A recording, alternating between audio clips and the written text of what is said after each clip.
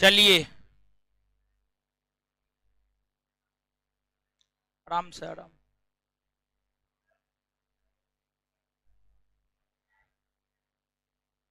Live हो गया है, लाइव हो गया।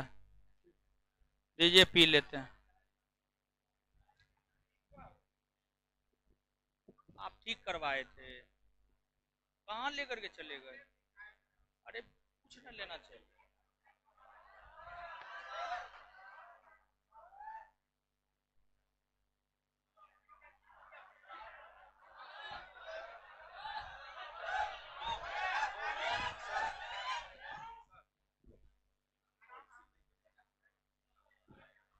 भेज दीजिए।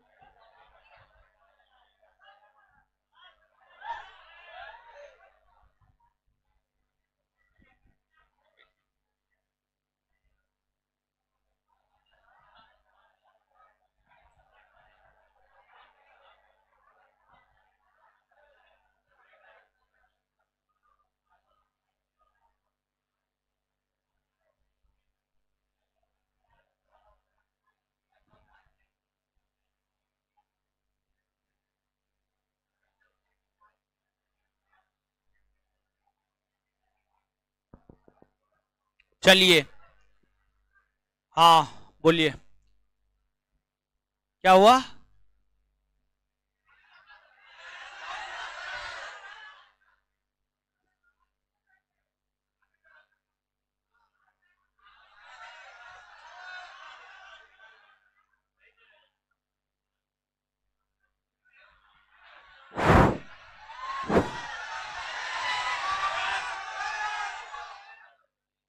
बैठिए बैठिए बैठिए, बैठिए ना बैठिए।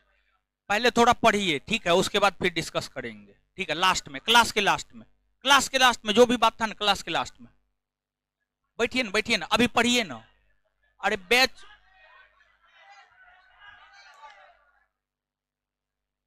चलिए चलिए पहले पढ़ते हैं, फिर लास्ट में सॉल्यूशन करेंगे, जो भी आपका प्रॉब्लम है सॉल्यूशन देखेंगे। क्या प्रॉब्लम है आपको? आप खड़ा होइए थोड़ा सा, क्या प्रॉब्लम है आपको?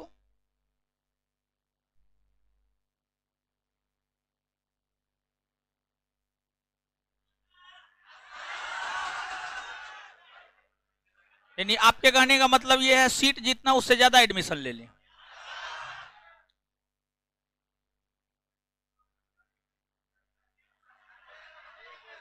देखिए देखिए देखिए देखिए देखिए देखिए।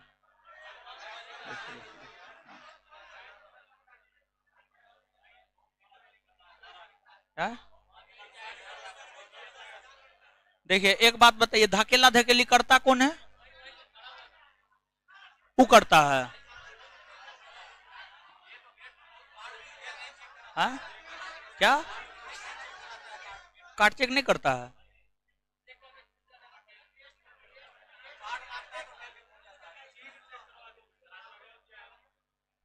देखिए गलती तो आप लोग का भी है, दूध का धोए हुए हैं आप लोग। अच्छा,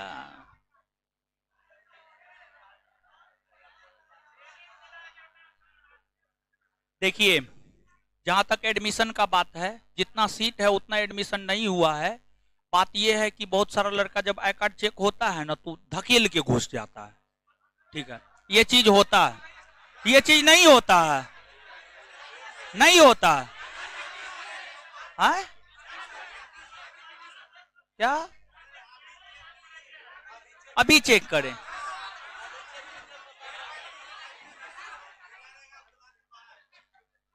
हाँ,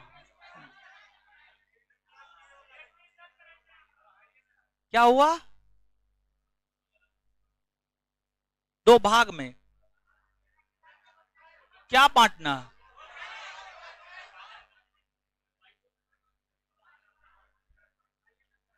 आई कार्ड अभी चेक करवाएं, देखिए तुरंत पता चल जाएगा, दूध का दूध पानी का पानी हो जाए, पक्का ना?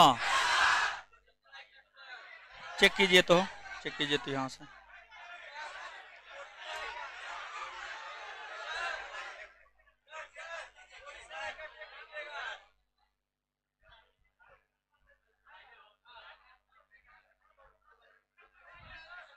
अपना आई कार्ड दीजिए आप दीजिए अपना आई कार्ड। आई कार्ड दीजिए, दीजिए आप अपना दीजिए।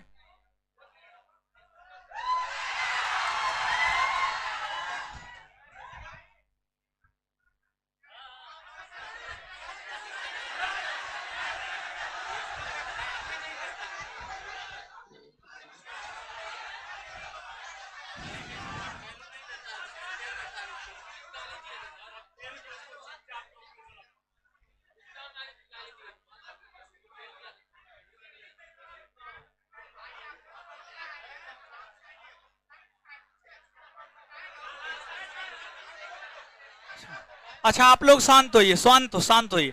अच्छा आपका क्या प्रॉब्लम, उनका तो हम सुन लिया, आपका क्या प्रॉब्लम है? रुके रुके रहे, शांत होइए ना, आवाज सुनाई देगा तब ना। है आवाज तो ठीक है जी। रुके रुके रुके, बोलिए। ऐसा व्यवहार किया आपके साथ?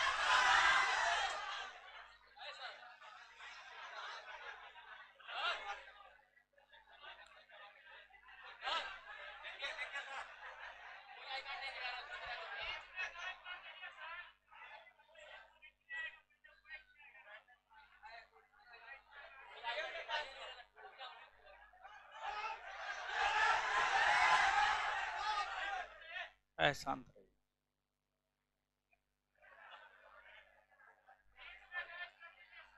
हाँ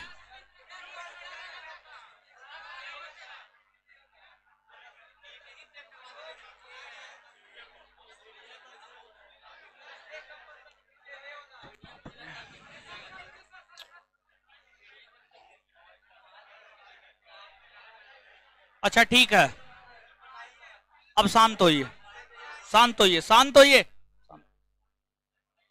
आप दोनों आदमी रुकिएगा, आप दोनों आदमी रुकिएगा। आवाज बढ़ा दीजिए। नो बोल रहा है। हेलो हेलो, अब ठीक है।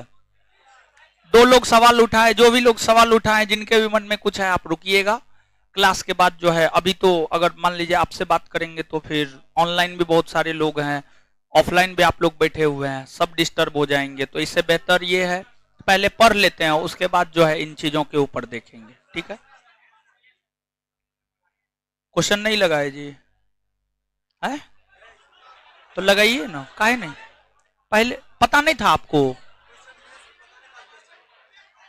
आपको मैसेज नहीं किए हैं? मैसेज देखिए तो।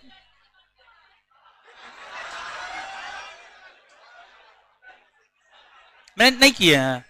है नहीं आया हुआ है मैसेज?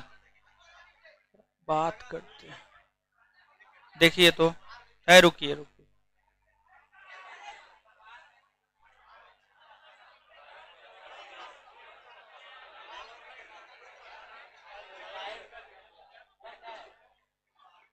मैसेज नहीं किए हैं?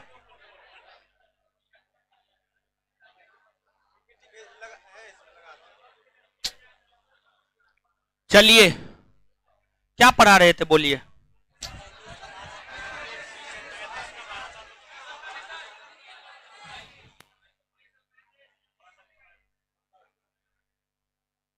लिखिएगा। लिखिएगा नहीं, समझिएगा। सॉरी, समझिएगा, पहले समझाते हैं तब लिखाएंगे।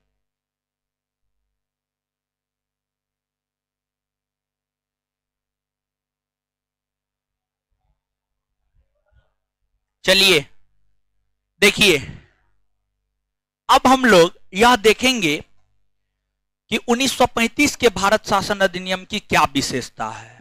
1935 के भारत शासन अधिनियम की विशेषता को देख लेते हैं, फिर भारतीय स्वतंत्रता अधिनियम 1947 को हम लोग देख लेंगे, और इसके बाद फिर काम खत्म हो जाएगा, ठीक है? तो अब हम लोग आते हैं, लेकिन 2 4 5 गो क्वेश्चन पूछते हैं, आराम से जवाब दीजिएगा। बताइएगा, मुसलमानों को पृथक निर्वाचन का अधिकार किस अधिनियम 1909 के तहत दिया गया? इसके बाद वायसराय की कार्यकारिणी परिषद में शामिल होने वाला प्रथम भारतीय सर सत्येंद्र प्रसाद सिन्हा। बहुत बढ़िया। आगे बताइएगा, बजट के ऊपर विधान परिषद के सदस्यों को मतदान करने का अधिकार किस अधिनियम के तहत दिया गया? 1900 है ना भाई, 1909 न होगा, 1909 होगा, ठीक है 1909। आगे बताइएगा, अप्रत्यक्ष निर्वाचन प्रणाली की शुरुआत 1892, अप्रत्यक्ष चुनाव प्रणाली 1919 समझ गए, 1919। इसके बाद आगे बताइएगा कि रेगुलेटिंग एक्ट कब पारित हुआ है? अच्छा, रेगुलेटिंग एक्ट में संशोधन कब हुआ है?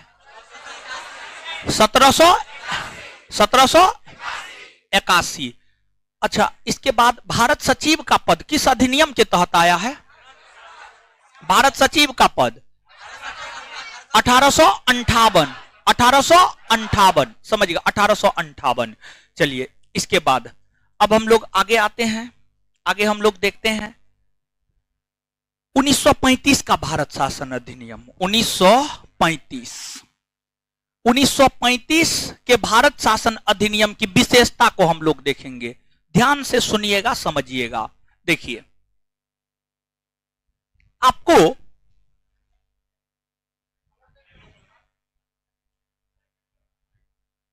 देखिए 1935 के भारत शासन अधिनियम, अगर हम 1935 के भारत शासन अधिनियम की बात करें तो इस अधिनियम की कई सारी विशेषताएं हैं। इस अधिनियम की पहली विशेषता यह है, एक तो जब यह अधिनियम पारित हुआ था ना, तो भारतीयों ने इसका विरोध किया। जैसे कि पंडित नेहरू ने, चक्रवर्ती राज गोपालाचारी ने, इसके बाद मोहम्मद अली जिन्ना ने, इन सभी लोगों ने इसका विरोध किया। और पंडित नेहरू इस अधिनियम का विरोध करते हुए यहां तक कहे कि यह गुलामी का एक और अधिकार पत्र है, गुलामी का एक और अधिकार पत्र है, या इसे दास्ता पत्र की संज्ञा दी। साथ ही साथ इस अधिनियम को पंडित नेहरू ने इस अधिनियम के विषय में यह कहा कि यह अधिनियम अनेकों ब्रेक वाला परंतु इंजन रहित है। मतलब इसमें ब्रेक बहुत है लेकिन इंजन हाइये नहीं है, समझिएगा, इंजन हाइये नहीं है। इस अधिनियम का खासा महत्व इस वजह से है, इस अधिनियम का सबसे अधिक महत्व इस वजह से है क्योंकि जो 1935 का भारत शासन अधिनियम है, यह अधिनियम भारतीय संविधान का सबसे महत्वपूर्ण स्रोत है। भारतीय संविधान का सबसे महत्वपूर्ण स्रोत है, सबसे महत्वपूर्ण स्रोत है, सबसे महत्वपूर्ण स्रोत है। अब कहिएगा किस आधार पर हम यह कह रहे हैं कि यह सबसे महत्वपूर्ण स्रोत है? हम इस आधार पर इसे भारतीय संविधान का सबसे महत्वपूर्ण स्रोत बता रहे हैं क्योंकि जब भारत का संविधान बनकर तैयार हो रहा था, भारत का संविधान बन रहा था, तो भारतीय संविधान में मूलतः 395 अनुच्छेद था। 395 अनुच्छेद में से 250 प्लस अनुच्छेद, 250 प्लस अनुच्छेद, आप याद कीजिएगा, भारत शासन अधिनियम 1935 में टोटल 321 गो अनुच्छेद था। बताए थे पिछले क्लास, एकदम बताए थे। तो भारत शासन अधिनियम में जो टोटल 321 गो अनुच्छेद था, उस 321 अनुच्छेद में से 250 अनुच्छेद भारत शासन अधिनियम के या तो एज इट इज लिया गया था, मतलब जैसा था उसी रूप में ले लिया गया, या थोड़ा बहुत परिवर्तन या संशोधन के साथ भारतीय संविधान में शामिल किया गया। तो एक बार फिर से समझा रहे हैं, भारत शासन अधिनियम काफी महत्वपूर्ण है भारतीय संविधान के दृष्टिकोण से, क्योंकि भारतीय संविधान में जो 395 अनुच्छेद है, 395 अनुच्छेद में से 250 प्लस अनुच्छेद इसी से लिया गया है। भारत शासन अधिनियम 1935 से ही लिया गया है। यही कारण है कि भारतीय संविधान को भारत शासन अधिनियम 1935 का कार्बन कॉपी कहा जाता है, कार्बन कॉपी कहा जाता है। यानी कहने का मतलब क्या हुआ जानते हैं? जब हमारे मोदी जी प्रधानमंत्री नहीं थे, मुख्यमंत्री थे, तो जब तेल का दाम बढ़ता था ना, तो उस पर केंद्र सरकार को लताड़ता था और कहता था कि केंद्र सरकार की नाकामी के वजह से तेल का दाम बढ़ रहा है। लेकिन आज खुद केंद्र में सत्ता में है, दिन कोई ऐसा दिन नहीं होगा जब पेट्रोल का दाम नहीं बढ़ता होगा।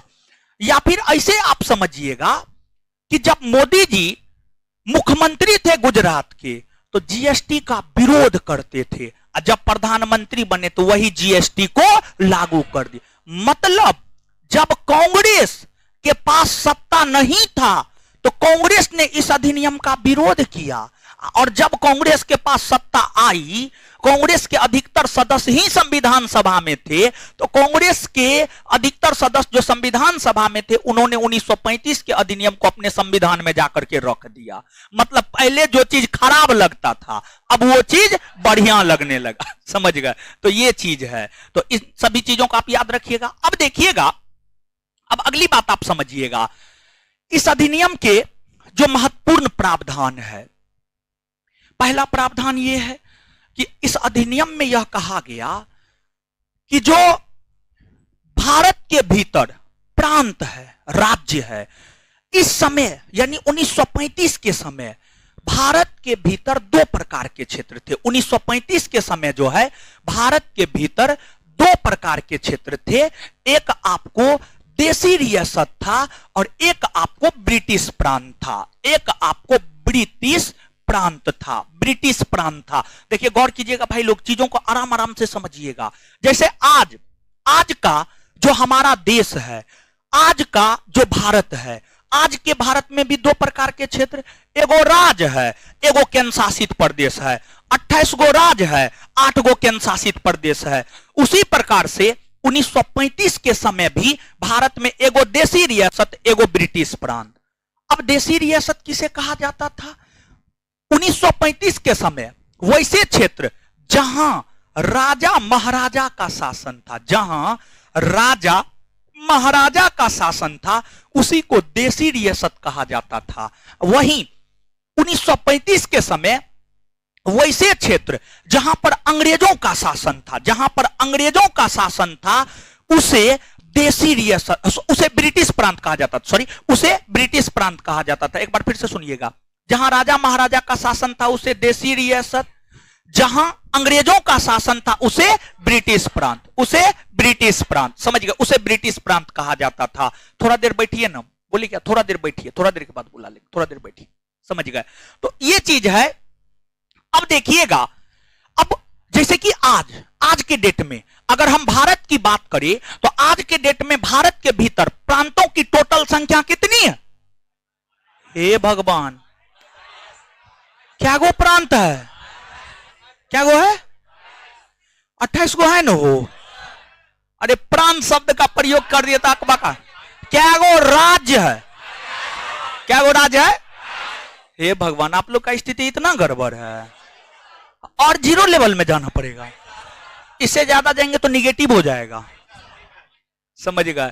तो भारत में 28 गो प्रांत या 28 गो राज्य है। क्या गो प्रांत या क्या गो राज्य? 28 गो प्रांत या 28 गो राज्य है। तो अब आपके दिमाग में यहां पे यह प्रश्न आना चाहिए कि 1935 के भारत के समय क्या गो प्रांत था, क्या गो राज्य था? तो जो 1935 का भारत था ना, 1935 के भारत के समय टोटल 11 गो प्रांत था। क्या गो प्रांत था? 11। समझ गए? 11 गो प्रांत था। चलिए, तो जो 11 गो प्रांत था, देखिए 1935 में भारत का विभाजन नहीं हुआ था। भारत का विभाजन 1947 में हुआ, और जब 1947 में भारत का विभाजन हुआ ना, तब पाकिस्तान बना। 1947 में भारत का विभाजन हुआ, तब पाकिस्तान बना।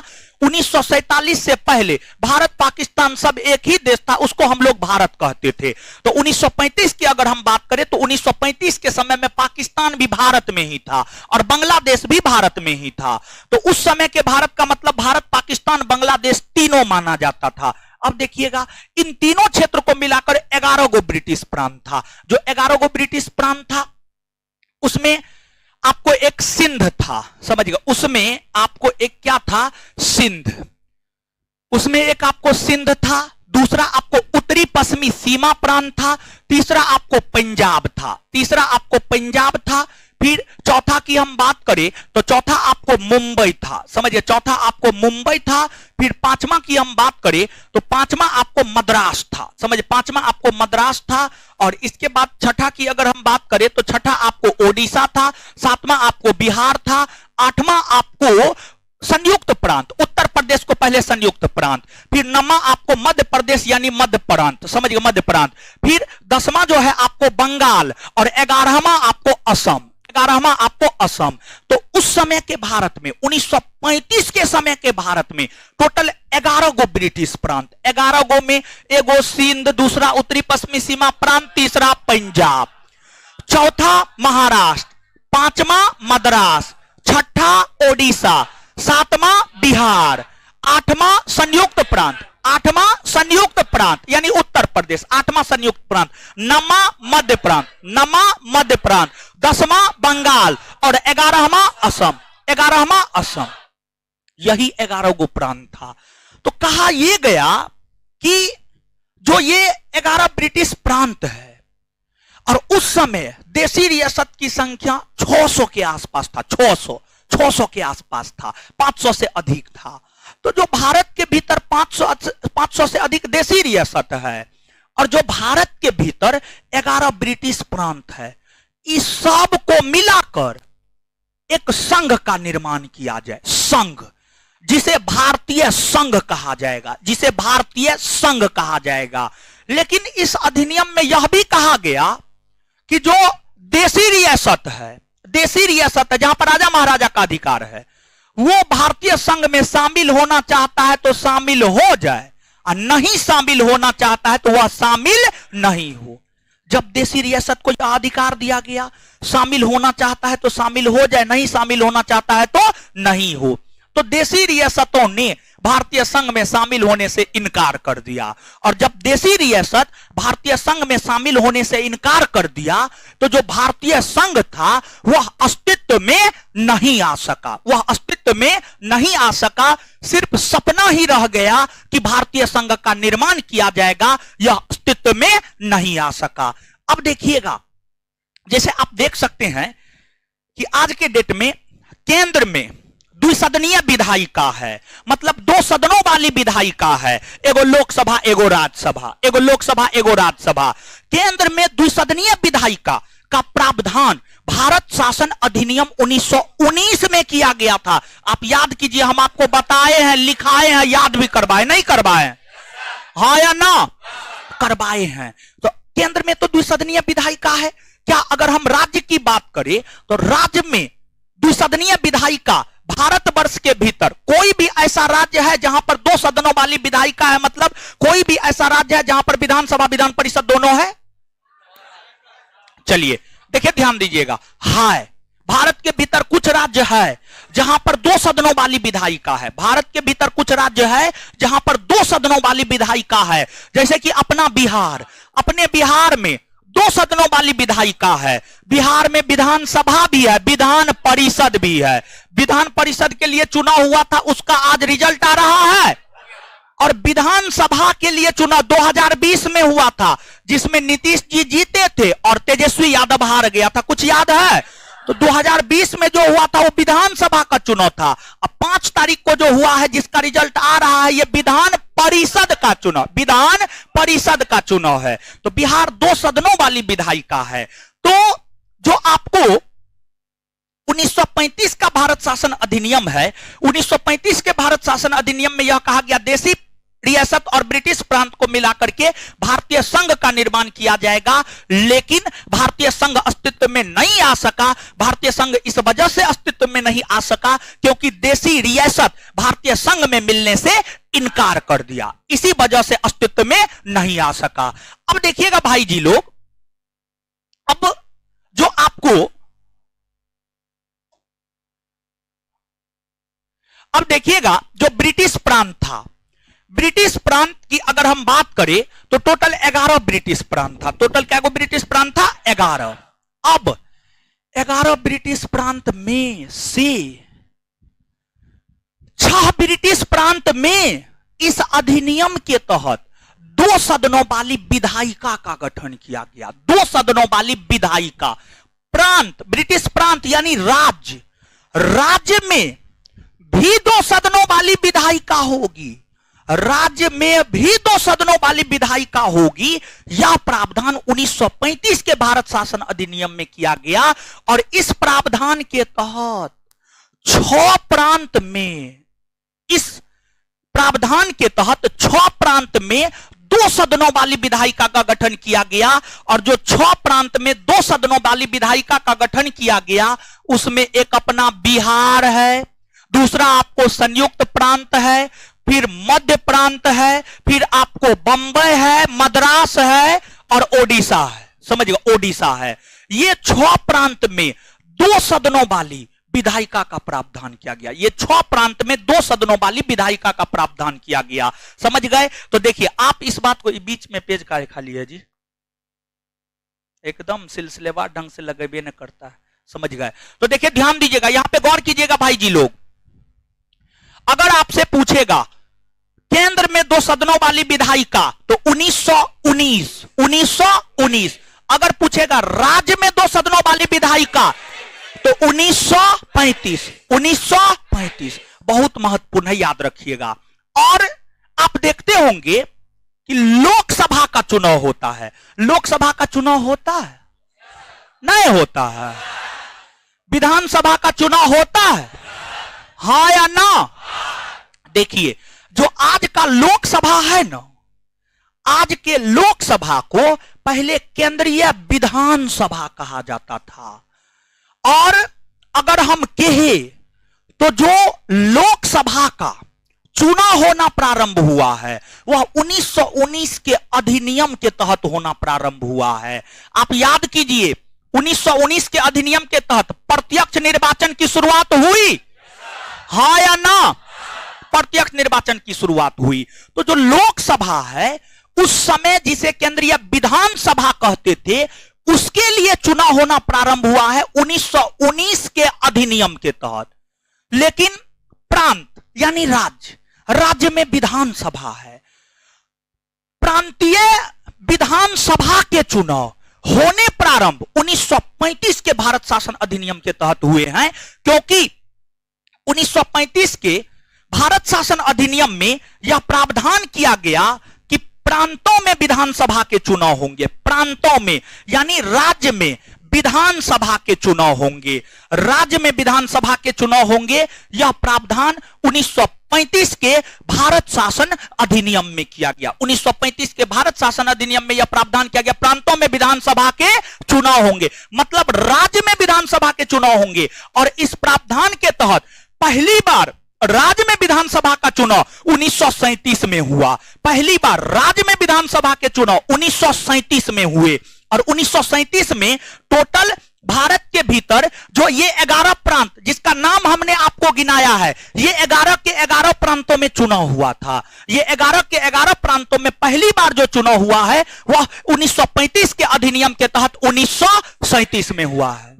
देखिए, 2-3 बहुत महत्वपूर्ण चीज हम आपको यहां पे क्लियर किए हैं। अभी आपको इसका अंदाजा नहीं लगेगा, जब आप परीक्षा में बैठिएगा तब आपको इसका अंदाजा लगेगा।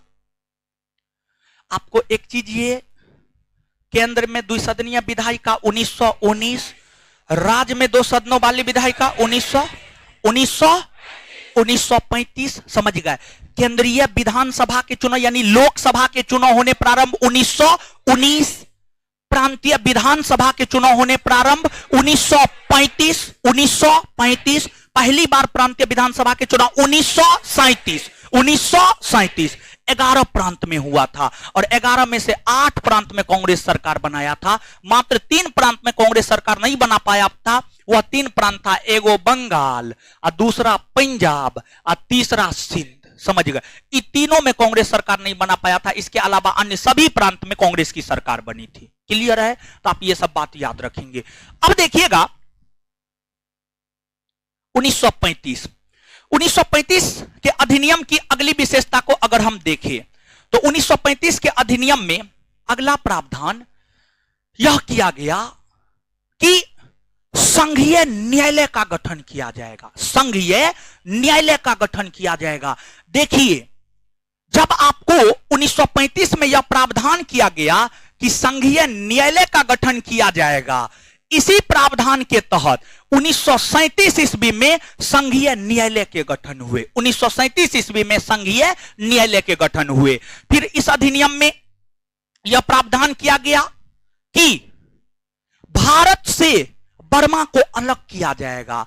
जब अंग्रेज था न हो, तो अंग्रेज जो है ना, बर्मा को जीतकर भारत में मिला लिया था। बर्मा को जीतकर भारत में मिला लिया था। और बर्मा को जीतने के लिए, बर्मा यानी म्यांमार, बर्मा समझ रहे हैं, म्यांमार समझ गए। देखिए यहां पर है बर्मा, ये भारत के पूर्वी भाग में, ये जो है ना, ये आपको बर्मा है, इसी को हम लोग म्यांमार भी कहते हैं। तो ये जो बर्मा है ना, ये भारत में कभी पहले हुआ करता था, भारत का ही अंग था। 3 गो आंग्ल बर्मा युद्ध लड़ा गया। अंग्रेजों ने 3 युद्ध लड़ा। प्रथम आंग्ल बर्मा युद्ध 1824 से 26, द्वितीय आंग्ल बर्मा युद्ध 1852 और तृतीय आंग्ल बर्मा युद्ध 1885। इन तीनों युद्धों के माध्यम से अंग्रेजों ने बर्मा को जीतकर भारत में मिला लिया। लेकिन 1935 के भारत शासन अधिनियम में अंग्रेजों ने यह घोषणा किया कि भारत से बर्मा को अलग किया जाएगा। भारत से बर्मा को अलग किया जाएगा। और इस अधिनियम के घोषणा के तहत ही भारत से बर्मा 1936 ईस्वी में अलग हुए।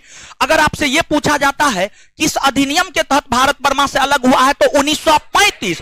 अगर पूछा जाता किस ईस्वी में अलग हुआ है तो 1937। 1937 तो 1935 अधिनियम कहेगा तो 1935, ईस्वी कहेगा तो 1937। ईस्वी कहेगा तो 1937। ये सभी के सभी आपको भारत शासन अधिनियम 1935 में कहा गया।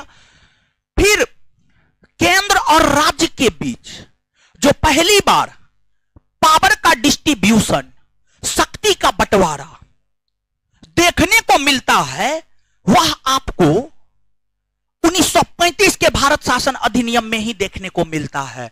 पहली बार 1935 के भारत शासन अधिनियम में ही संघ सूची, राज सूची, समवर्ती सूची का प्रावधान किया गया। संघ सूची, राज सूची और समवर्ती सूची, संघ सूची, राज सूची, समवर्ती सूची का प्रावधान किया गया। कहा गया संघ सूची में जो विषय है उस पर कानून संघ सरकार, राज सूची में जो विषय है उस पर कानून राज्य सरकार। तो अब संघ सरकार का अलग काम है और राज्य सरकार का अलग काम है। मतलब पावर, मतलब शक्ति का डिस्ट्रीब्यूशन, शक्ति का बंटवारा आपको देखने को मिल रहा है या नहीं मिल रहा, हाँ या ना? तो आप इस बात को 2 लिहाज से याद रखिएगा। पहला, संघ सूची, राज सूची, समवर्ती सूची संबंधी प्रावधान 1935 के भारत शासन अधिनियम में किया गया था। और दूसरा, शक्ति के बंटवारा के सिद्धांत की चर्चा 1935 के अधिनियम में ही किया गया था। इसके बाद अगर हम इस अधिनियम की बात करें तो इस अधिनियम के तहत प्रांतों से द्वैध शासन को समाप्त कर दिया गया। प्रांतों से द्वैध शासन को समाप्त कर दिया गया। प्रांतों से द्वैध शासन को क्या कर दिया गया? समाप्त कर दिया गया, समाप्त कर दिया गया। और प्रांतों से द्वैध शासन को समाप्त करके प्रांतों को स्वायत्ता की स्थिति प्रदान की गई, जिसे हम लोग प्रांतीय स्वायत्ता कहते हैं, जिसे हम लोग प्रांतीय स्वायत्ता कहते हैं। ऐसे तो 1935 के अधिनियम में कई सारे प्रावधान किए गए थे, लेकिन 1935 के भारत शासन अधिनियम की जो सबसे बड़ी विशेषता है वह आपको प्रांतीय स्वायत्ता है। प्रांतीय स्वायत्ता है। अब आपके दिमाग में यह प्रश्न आना चाहिए कि यह स्वायत्ता क्या होता है? स्वायत्ता क्या होता है? देखिए, सीधा समझिए, वैसी संस्था जो आंतरिक तौर पर काम करने के लिए स्वतंत्र है, वैसी संस्था जो आंतरिक तौर पर काम करने के लिए स्वतंत्र है, लेकिन बाह्य रूप से उस पर सरकार का अधिकार है, उसी को स्वायत्त संस्था। जैसे यूनिवर्सिटी, विश्वविद्यालय एक स्वायत्त संस्था है। यूनिवर्सिटी आंतरिक तौर पर वो अपना कार्य करता है। यूनिवर्सिटी कब एग्जाम लेगा, कब एडमिट कार्ड जारी करेगा, कब रिजल्ट देगा, ये यूनिवर्सिटी खुद तय करता है, खुद तय करता है। लेकिन क्या यूनिवर्सिटी के ऊपर सरकार का अधिकार नहीं होता है? होता है, होता है। तो अगर मान लीजिए कोई संस्था है, वह आंतरिक तौर पर काम करने के लिए स्वतंत्र है, आंतरिक तौर पर सभी प्रकार के निर्णय वह खुद ले रहा है, लेकिन बाह्य अधिकार उस पर सरकार का होता है, उसी को स्वायत्त संस्था कहा जाता है। और 1935 के भारत शासन अधिनियम के तहत प्रांतों को यह अधिकार दिया गया कि प्रांत आंतरिक रूप से स्वतंत्रता पूर्वक काम करे, आंतरिक रूप से स्वतंत्रता पूर्वक काम करे, लेकिन बाह्य अधिकार उस पर कंपनी का, बाह्य अधिकार उस पर ब्रिटिश सरकार का होगा। इसी को प्रांतीय स्वायत्तता कहा जाता है। भले ही इस अधिनियम, जैसे कि आप हैं, आप में बहुत सारी विशेषता है, आप पढ़ने में बहुत तेज हैं, आप हल्ला करने में बहुत तेज हैं, आप धक्का मुक्की करने में बहुत तेज हैं, आप हर चीज में बहुत तेज हैं, लेकिन आपकी कुछ ना कुछ खास विशेषता जरूर होगी, समझ गए? तो हर इंसान में कुछ ना कुछ खास विशेषता होता है। तो इस अधिनियम की भले ही बहुत सारी विशेषताएं हो, लेकिन इस अधिनियम की जो सबसे बड़ी विशेषता है वह प्रांतीय स्वायत्तता है। आपसे आपके परीक्षा में कई दफा यह प्रश्न पूछा गया है कि 1935 के भारत शासन अधिनियम की सबसे बड़ी विशेषता क्या है? तो 1935 के भारत शासन अधिनियम की सबसे बड़ी विशेषता है प्रांतीय स्वायत्तता, प्रांतीय स्वायत्तता। इस बात को आप याद रखिएगा। इसके बाद प्रांतों में द्वैध शासन समाप्त किया गया, प्रांतों को स्वायत्तता की स्थिति प्रदान की गई, और इस अधिनियम के तहत केंद्र में द्वैध शासन लागू किए गए, केंद्र में द्वैध शासन लागू किए गए। क्लियर है? तो ये सभी के सभी 1935 के भारत शासन अधिनियम की विशेषता है। इन सभी चीजों को एक एक करके आप याद रखने का प्रयास कीजिएगा, जल्दी से नोट डाउन कीजिएगा।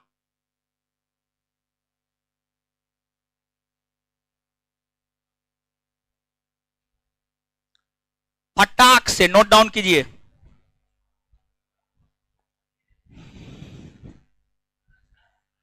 हाँ, क्या? हे भगवान, बैठिए बैठिए बैठिए, बताएंगे, बैठिए बैठिए बैठिए, बताएंगे।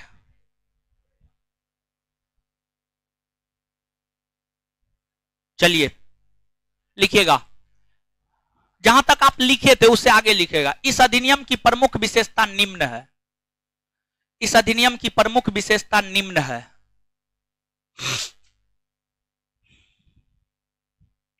इस अधिनियम की प्रमुख विशेषता निम्न है।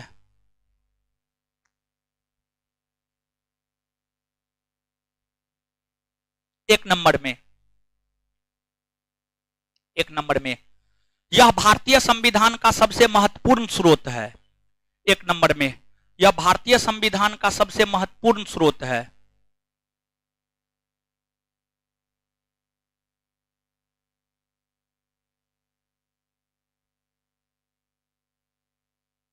यह भारतीय संविधान का सबसे महत्वपूर्ण स्रोत है।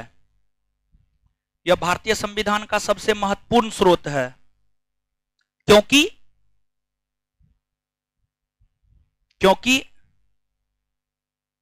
भारतीय संविधान के अधिकतर प्रावधान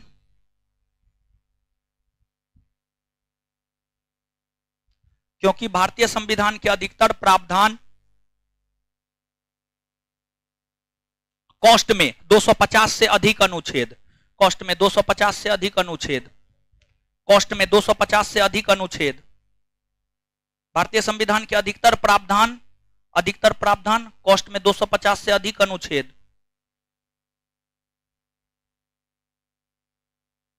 250 से अधिक अनुच्छेद,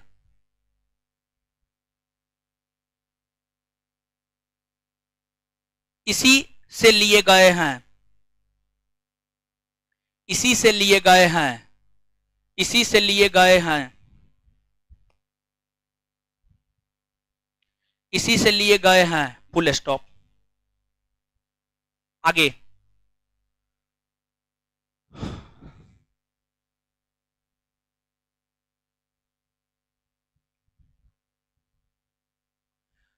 आगे 2 नंबर में लिखिएगा, इस अधिनियम में कहा गया कि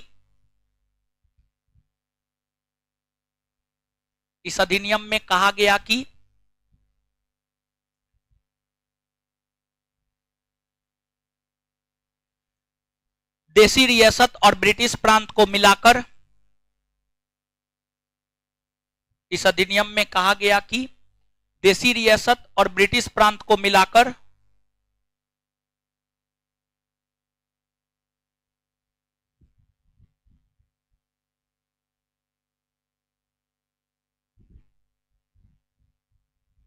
इस अधिनियम में कहा गया कि ब्रिटिश प्रांत और देसी रियासत को मिलाकर, टेलीग्राम पर डालने वाला क्वेश्चन भेज दिया, बोलिए टेलीग्राम पे डाल देगा।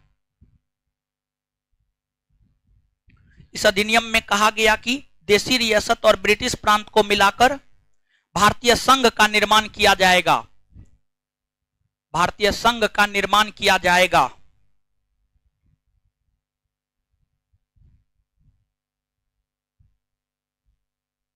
भारतीय संघ का निर्माण किया जाएगा, लेकिन भारतीय संघ अस्तित्व में नहीं आ सका। लेकिन भारतीय संघ अस्तित्व में नहीं आ सका क्योंकि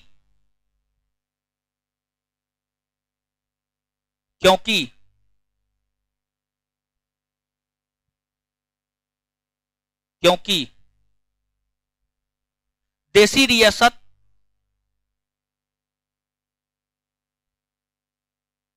शामिल होने से इनकार कर दिया। क्योंकि देसी रियासत शामिल होने से इनकार कर दिया।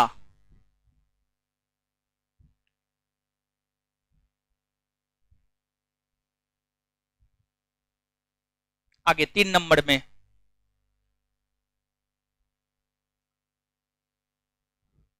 प्रांतों में विधानसभा के चुनाव करवाए जाएंगे।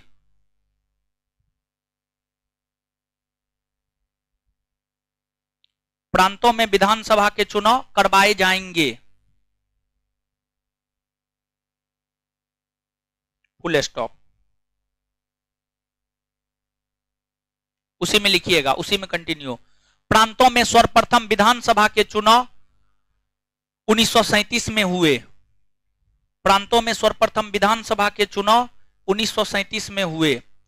प्रांतों में सर्वप्रथम विधानसभा के चुनाव 1937 में हुए।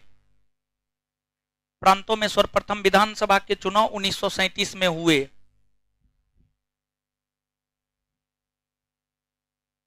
आगे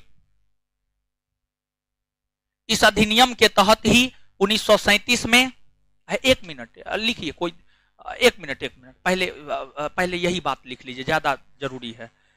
नेक्स्ट पॉइंट, इस अधिनियम के तहत प्रांतों में, इस अधिनियम के तहत प्रांतों में द्विसदनीय, प्रांतों में द्विसदनीय विधायिका का प्रावधान किया गया। इस अधिनियम के तहत प्रांतों में द्विसदनीय विधायिका का प्रावधान किया गया।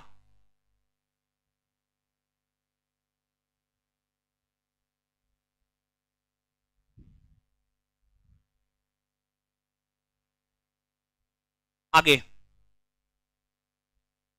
इस अधिनियम के तहत संघीय न्यायालय की स्थापना 1937 में हुई। इस अधिनियम के तहत संघीय न्यायालय की स्थापना 1937 में हुई।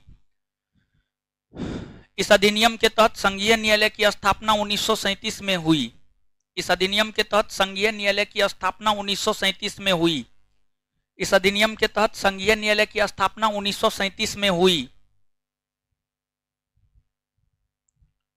आगे इस अधिनियम के तहत संघीय न्यायालय की स्थापना 1937 में हुई। आगे इस अधिनियम में संघ सूची, राज्य सूची और समवर्ती सूची का प्रावधान किया गया। इस अधिनियम में संघ सूची, राज्य सूची और समवर्ती सूची का प्रावधान किया गया। इस अधिनियम में संघ सूची, राज्य सूची, समवर्ती सूची का प्रावधान किया गया। इस अधिनियम में संघ सूची, राज्य सूची, समवर्ती सूची का प्रावधान किया गया। इस अधिनियम में संघ सूची, राज्य सूची, समवर्ती सूची का प्रावधान किया गया।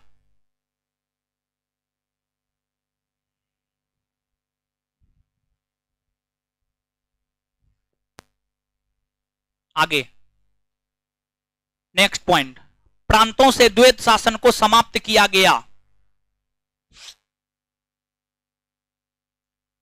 प्रांतों से द्वैध शासन को समाप्त किया गया।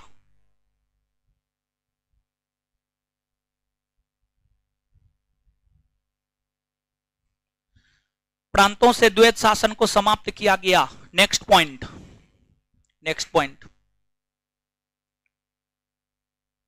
केंद्र में द्वैध शासन लागू किए गए। नेक्स्ट पॉइंट, केंद्र में द्वैध शासन लागू किए गए। केंद्र में द्वैध शासन लागू किए गए। केंद्र में द्वैध शासन लागू किए गए। नेक्स्ट पॉइंट, इस अधिनियम की सबसे प्रमुख विशेषता प्रांतीय स्वायत्तता है। इस अधिनियम की सबसे प्रमुख विशेषता प्रांतीय स्वायत्तता है।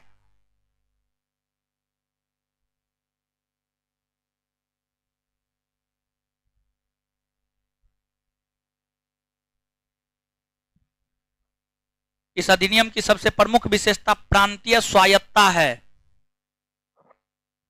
इस अधिनियम की सबसे प्रमुख विशेषता प्रांतीय स्वायत्तता है। प्रांतीय स्वायत्तता है। नेक्स्ट पॉइंट, पंडित नेहरू ने इस अधिनियम को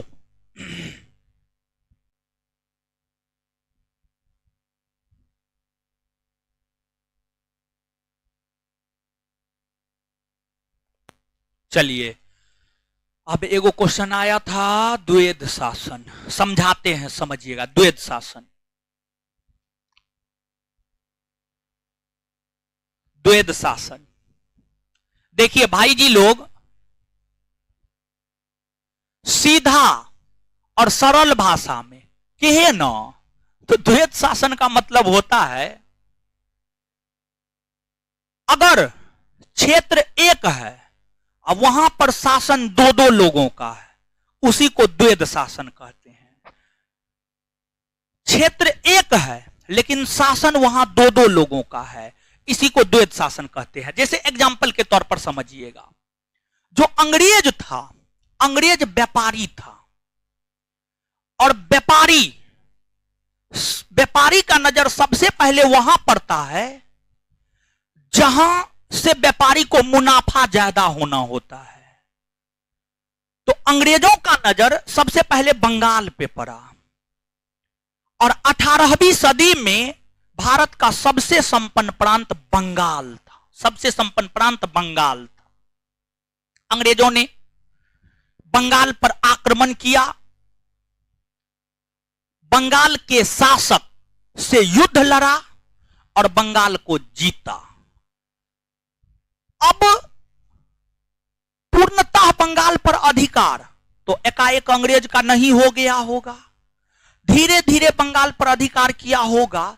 जैसे आप हैं, आज आप धक्का मुक्की कर लेते हैं, लेकिन जब आप 2 बरस के होंगे तो आप धक्का मुक्की करने की स्थिति में होंगे? नहीं होंगे। तो अब समझिएगा कि बंगाल, अंग्रेजों ने बंगाल पर अधिकार किया। बंगाल एकमात्र क्षेत्र था, इस क्षेत्र में कर की वसूली अंग्रेज करता था, टैक्स की वसूली अंग्रेज करता था। क्षेत्र बंगाल ही है, कर की वसूली अंग्रेज कर रहा है।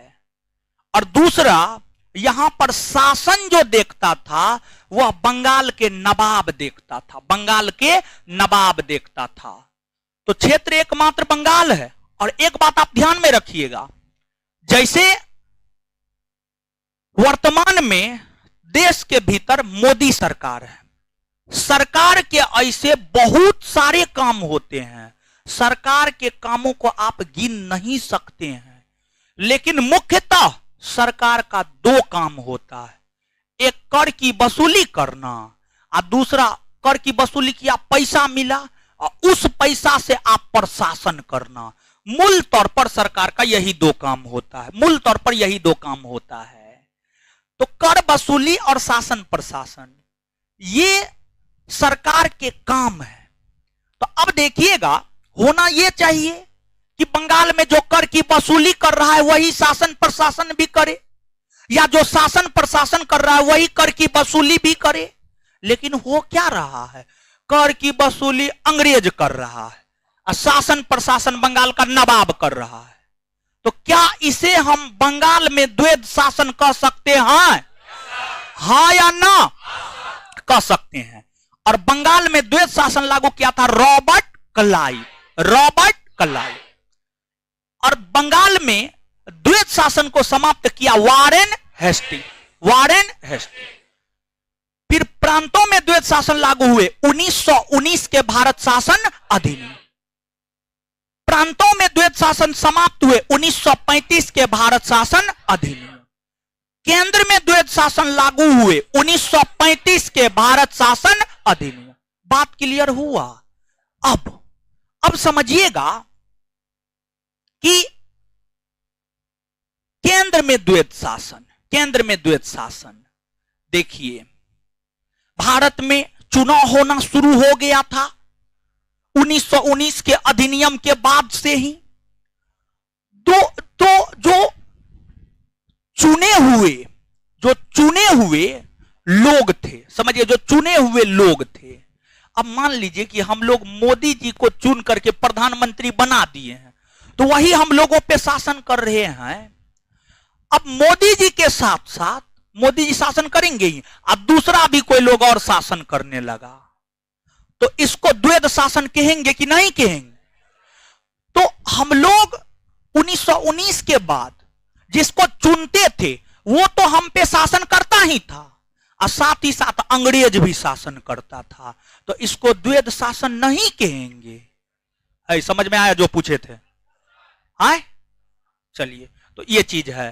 तो वो इतिहास का बात है, वो सब बाद में देखेंगे। चलिए आगे हेडिंग मारिएगा। भारतीय तोरी का नेहरू बला। अच्छा ठीक है, अरे दीजिए दीजिए दीजिए दीजिए, देखे करके बोलना होगा, आप पता ना उस टाइम में। चलिए जो छूटा है ऑनलाइन वाले लिख लीजिए। तो पंडित नेहरू ने इस अधिनियम को अनेकों ब्रेक वाला, पंडित नेहरू ने इस अधिनियम को अनेकों ब्रेक वाला किंतु इंजन रहित बताया, किंतु इंजन रहित बताया। साथ ही साथ पंडित नेहरू ने इस अधिनियम को गुलामी या दास्ता का अधिकार पत्र कहा। साथ ही साथ पंडित नेहरू ने इस अधिनियम को गुलामी या दास्ता का अधिकार पत्र कहा। गुलामी या दास्ता का अधिकार पत्र कहा। अब देखिएगा भाई जी, लोग जानते हैं जो ब्रिटिश संसद है, आप हेडिंग मारिएगा भारतीय स्वतंत्रता अधिनियम 1947। भारतीय स्वतंत्रता अधिनियम 1947। भारतीय स्वतंत्रता अधिनियम 1947। देखिए भाई जी लोग, अब आइएगा, अब गौर कीजिएगा इस पे।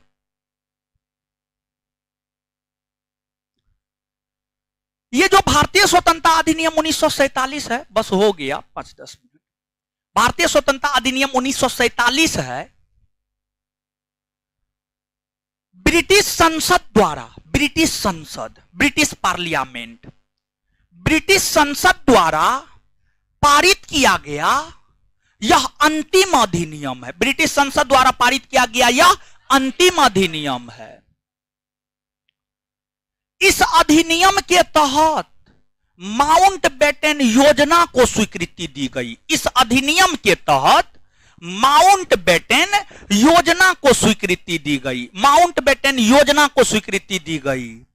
और जो माउंटबेटन योजना है ना, माउंटबेटन योजना में ही यह घोषणा किया गया था कि भारत की सत्ता भारतीयों के हाथ में सौंप दी जाएगी।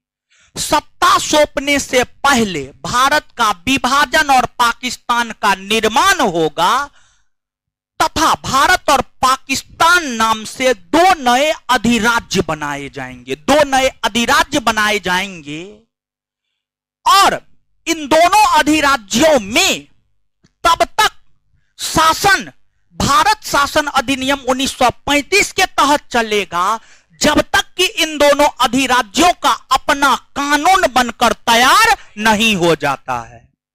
ये तमाम प्रकार की बातें माउंटबेटन योजना में की गई और माउंटबेटन योजना को स्वीकृति देने के लिए ही यह अधिनियम आया और इस अधिनियम के तहत ही भारत को आजादी मिली। और यह जो अधिनियम है, यह अधिनियम 4 जुलाई 1947 को ब्रिटेन की संसद में रखा गया और ब्रिटेन की संसद ने इस अधिनियम को 18 जुलाई 1947 को पारित किया। 18 जुलाई 1947 को पारित किया।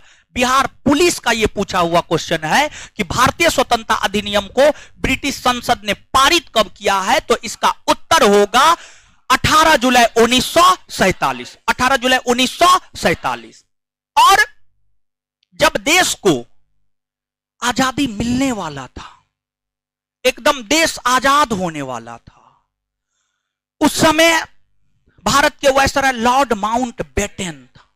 अंग्रेज दिमाग का बहुत तेज, समझ, बहुत तेज था अंग्रेज दिमाग का। अंग्रेजों को जब भारत में शासन प्रशासन करने का मौका मिला था 1757 में पलासी के युद्ध से, तो उस समय का भारत टुकड़ा टुकड़ा में बटा हुआ था, छोटा छोटा राज था। टुकड़े टुकड़े में बटे हुए भारत को शासन प्रशासन चलाने के लिए अंग्रेजों ने एक सूत्र में बांधने का काम किया। भारत अब एक सूत्र में बंध चुका था। अंग्रेज भारत छोड़कर जाने वाला था, तो अंग्रेजों ने यह दिमाग लगाया कि भारत को हम टुकड़ा टुकड़ा में बांट देंगे, भारत को टुकड़ा टुकड़ा में बांट देंगे। यह दिमाग अंग्रेज लगाया। लॉर्ड माउंटबेटन ने पंडित नेहरू को कहा कि भारत का बालकनीकरण कर दीजिए, भारत को छोटा छोटा कॉलोनी में बांट दीजिए, भारत को छोटा छोटा कॉलोनी में बांट दीजिए। इसी को बाल्कन प्लान कहा गया। जब पंडित नेहरू के समक्ष माउंटबेटन ने यह प्रस्ताव रखा कि भारत को छोटा छोटा कॉलोनी में बांट दीजिए, पंडित नेहरू भी दिमाग का बहुत तेज था।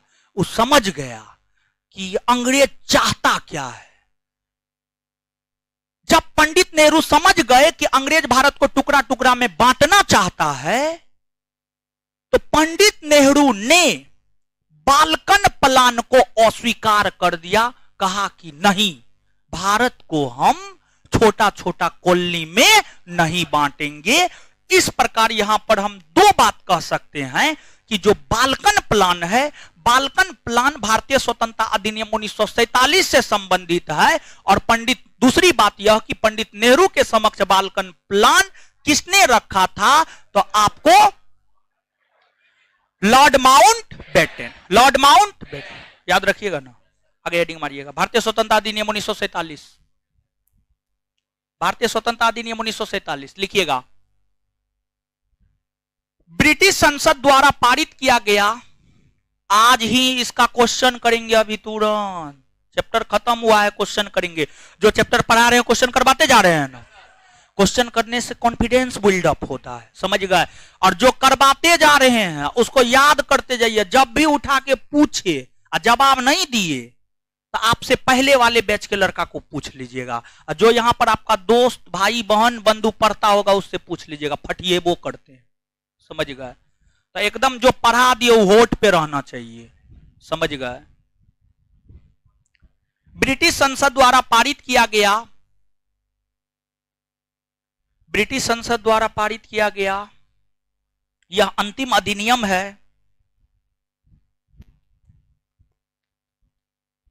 ब्रिटिश संसद द्वारा पारित किया गया यह अंतिम अधिनियम है, यह अंतिम अधिनियम है। इस अधिनियम को ब्रिटिश संसद में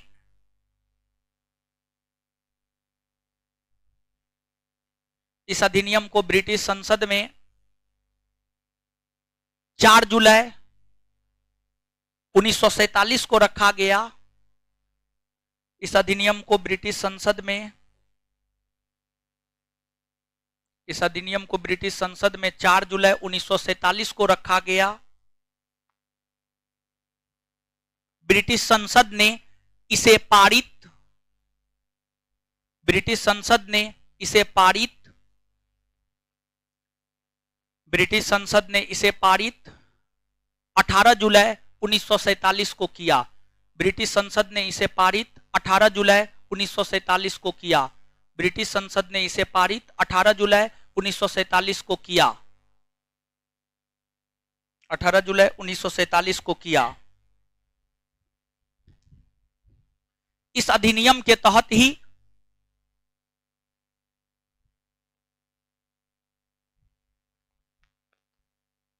इस अधिनियम के तहत ही माउंटबेटन योजना को स्वीकृति दी गई। माउंटबेटन योजना को स्वीकृति दी गई।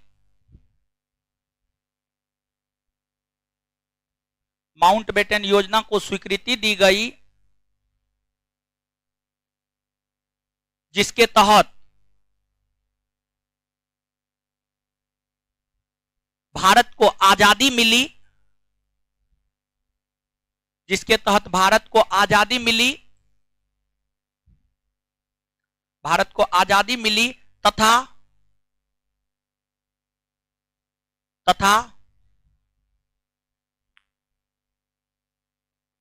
भारत का विभाजन हुआ और पाकिस्तान का निर्माण हुआ।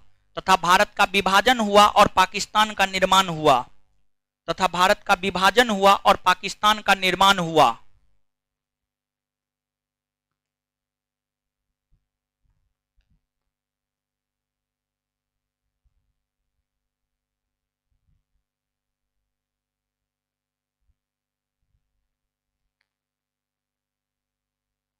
याद है भारत सचिव का पद? एगो क्वेश्चन पूछते हैं, बताइए, तब भारत सचिव के विषय में बताएंगे, नहीं तो नहीं बताएंगे, सीधा बात। भारत सचिव का पद कौन अधिनियम के तहत आया? 1858। चलिए ठीक है।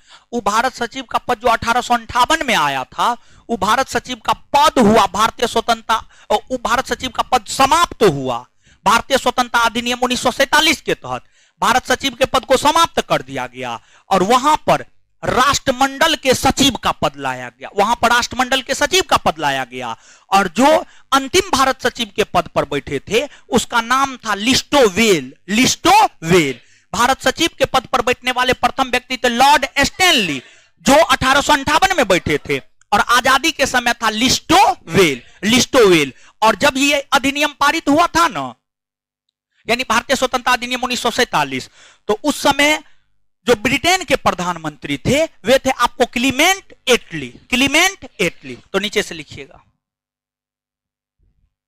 उसी में इस अधिनियम के तहत भारत सचिव के पद को समाप्त कर दिया गया। इस अधिनियम के तहत भारत सचिव के पद को समाप्त कर दिया गया।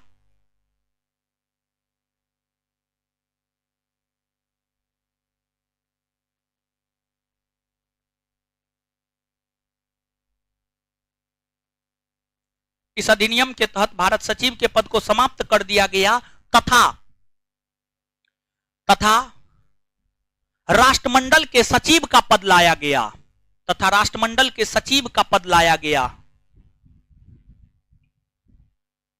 तथा राष्ट्रमंडल के सचिव का पद लाया गया। तथा राष्ट्रमंडल के सचिव का पद लाया गया।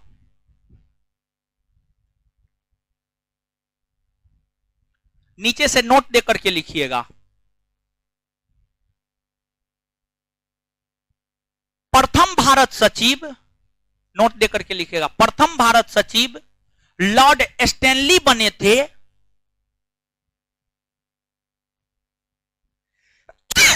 प्रथम भारत सचिव लॉर्ड स्टैनली बने थे, तो वही अंतिम भारत सचिव लिस्टोवेल। प्रथम भारत सचिव लॉर्ड स्टैनली बने थे, तो वही अंतिम भारत सचिव लिस्टोवेल। अंतिम भारत सचिव लिस्टोवेल, तो वही अंतिम भारत सचिव लिस्टोवेल। लिस्टोवेल, अंतिम भारत सचिव लिस्टोवेल, फुल स्टॉप। नीचे से बाल्कन प्लान का संबंध, नीचे से बाल्कन प्लान का संबंध, बाल्कन बाल्कन लिखना होगा। हे भगवान, हे भगवान।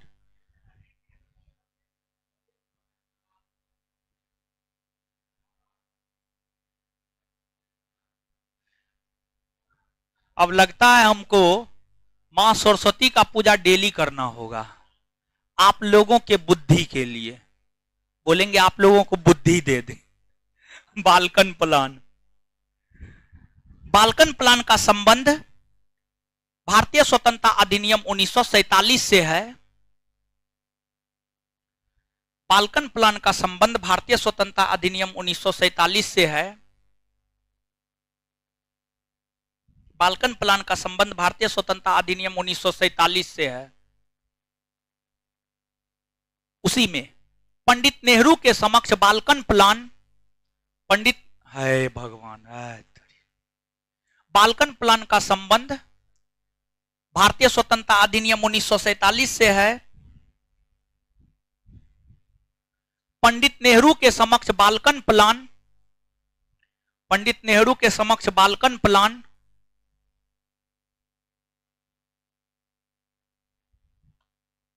माउंटबेटन ने रखा था, माउंटबेटन ने रखा था।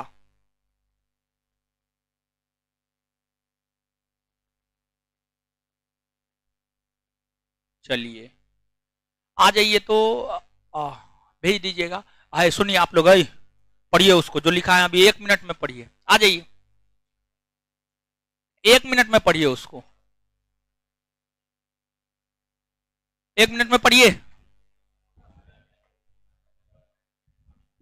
और एगो पॉइंट नहीं लिखा है, प्रधानमंत्री वाला नहीं लिखा है, लिख लीजिए ना एगो पॉइंट। और जब इतना लिखे हैं तो भी लिख लीजिए ना। लिखिएगा,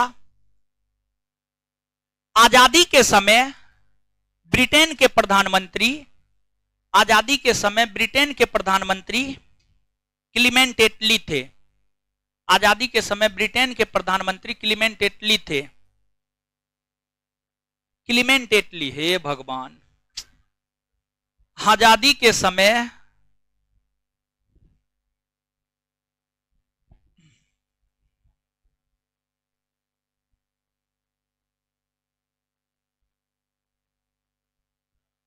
आजादी के समय ब्रिटेन के प्रधानमंत्री क्लीमेंट एटली थे। क्लीमेंट एटली थे, क्लीमेंट एटली, समझ गया? आने दीजिएगा हो। चलिए, तो इस प्रकार से अगर देखा जाए तो चैप्टर पहला समाप्त हुआ। अब इसके क्वेश्चन को हम लोग देख लेंगे, अभी ही देखेंगे, आज ही देखेंगे, समझ गए? आज देखेंगे, अभी देखेंगे। अभी बहुत टाइम, आधा घंटा टाइम है। सब चीज पढ़ा दिए हैं, क्वेश्चन तो 2 मिनट में बने। हाँ, क्या बोल रहे हैं? कॉल मार पटा से ठीक कर देंगे। आज देखेंगे, आज अभी अभी तुरंत देखेंगे। चलिए, आए आप लोग हल्ला मत कीजिए। इनको जानते हैं? जानते हैं ना? कौन है ये? दिलीप कुमार। हाँ, देखिए नहीं जानते हैं तो जानिए, दिलीप जी हैं। उपाधि है छात्र नेता।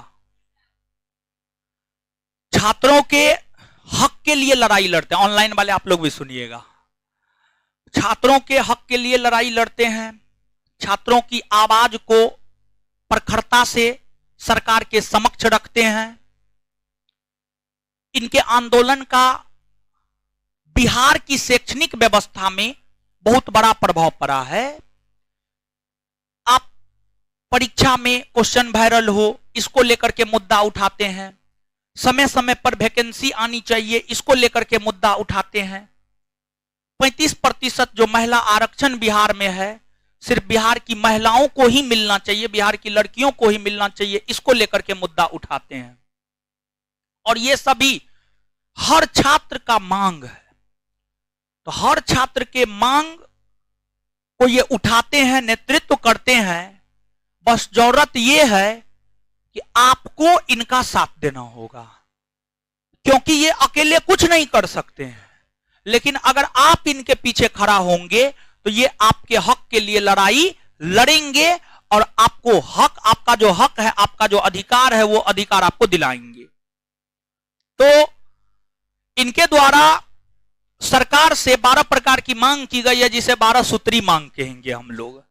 12 सूत्री मांग में यही सब है: परीक्षा में लेट लतीफी ना हो, 35% बिहार की लड़कियों को आरक्षण मिले, वैकेंसी समय पर आए, वैकेंसी क्लियर समय पर हो।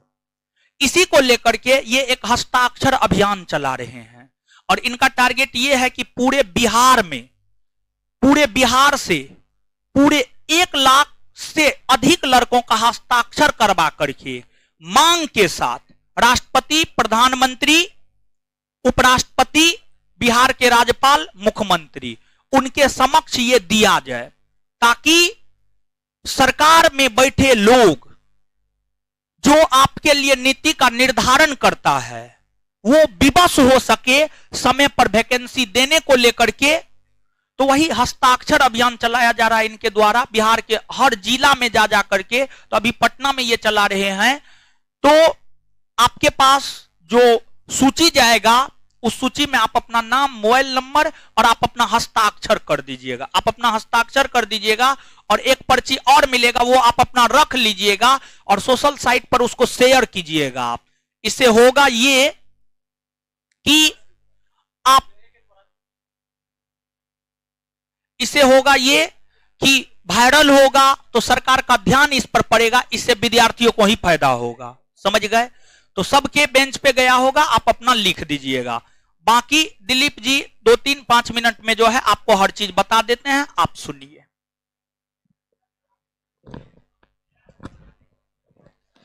देखिए, जो आपको दिया गया होगा हस्ताक्षर अभियान वाला, तो उसमें गर्ल्स को जो दिए हैं वो गर्ल्स के पास ही रहेगा।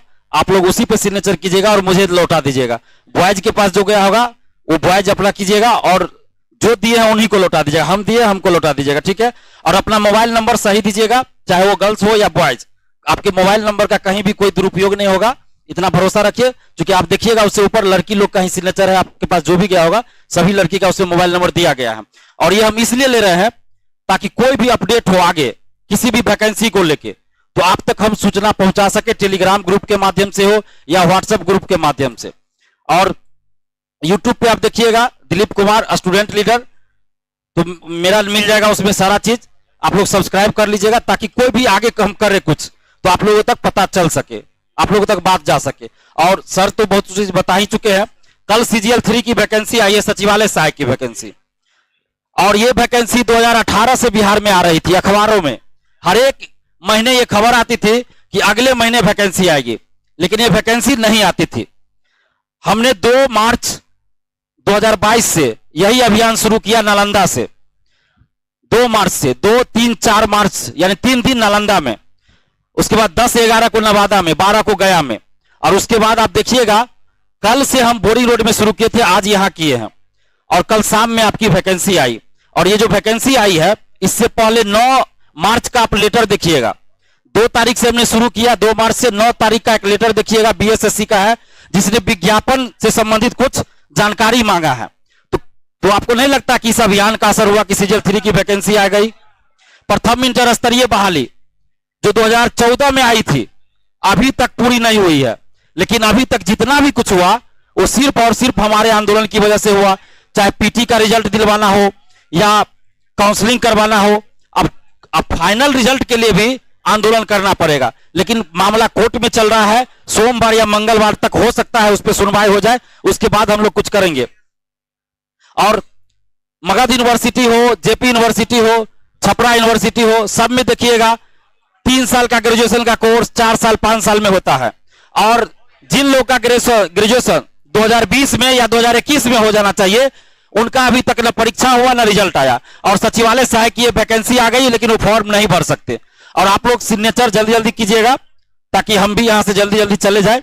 और तुम अगर मगध यूनिवर्सिटी का सेशन लेट नहीं रहता, 3 साल का ग्रेजुएशन 3 साल में हो जाता, तो आज जो लाखों स्टूडेंट्स हैं जो इस फॉर्म को भरने से वंचित हो गए हैं, वो वंचित नहीं होते, वो फॉर्म भर पाते। तो इसलिए आगे ऐसा ना हो, तो आप लोग को साथ देना चाहिए, क्योंकि हमारा जो डिमांड है वो सिर्फ और सिर्फ बिहार के छात्र छात्राओं के लिए है। और हम भी आपकी तरह छात्र हैं, परीक्षार्थी है, बीपीएससी की परीक्षा हम खुद दे रहे हैं 67वीं की। और बाकी जो भी मुद्दा आप देखिएगा, क्योंकि जितना बोलेंगे उतना समय लगेगा, तो आप लोग देखिएगा, उसको फोटो खींच के कम से कम आप लोग सोशल साइट पे उसको डालिए ताकि ज्यादा से ज्यादा लोगों तक जाए। और जो गर्ल्स है, तो आपके लिए जो है 35% जो आरक्षण है वो सिर्फ और सिर्फ बिहार की लड़कियों के लिए है, लेकिन इसका दुरुपयोग किया जा रहा है बिहार में, और बिहार से बाहर की छात्राओं को आरक्षण दिया जा रहा है। अगर वो आरक्षण सिर्फ बिहार की छात्राओं को मिले तो आप लोग जो कोचिंग आती है, कोई लड़की बेरोजगार नहीं रहिएगा।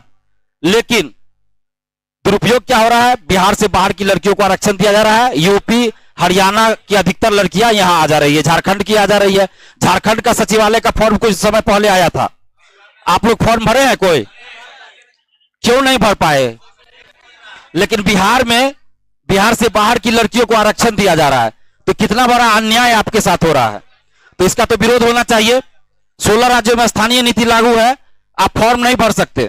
किसी राज्य में अगर फॉर्म भर भी दिए तो आपका सिलेक्शन नहीं होगा। किसी जगह स्थानीय भाषा का दे दिया गया कि आपको ज्ञान होना चाहिए, लेकिन बिहार में क्या है, खुला दरवाजा है, कोई भी आ जाइए।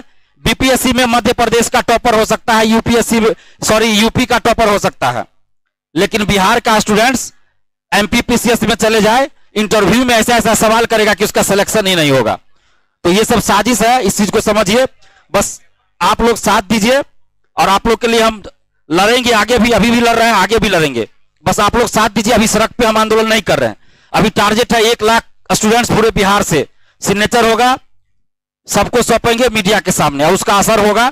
जब 3 जिला में करने से आपका सीजीएल 3 की वैकेंसी आ जाती है, आपको नहीं लगता कि हिंदुस्तान, दैनिक जागरण, प्रभात खबर, बिहार का नंबर 1 अखबार है ये सब। और हिंदुस्तान अखबार में आती है ये खबर कि अगले महीना सीजीएल 3 की वैकेंसी आ रही है। आप अगर हम झूठ बोल रहे हो, आप लोग देखिए जनवरी 2021 में, जनवरी 2020 में, जनवरी शुरू में क्या खबर आया, जनवरी अंत में वैकेंसी, फरवरी में आया, फरवरी अंत में वैकेंसी, पिछले साल जून में आया कि जून अंत में वैकेंसी।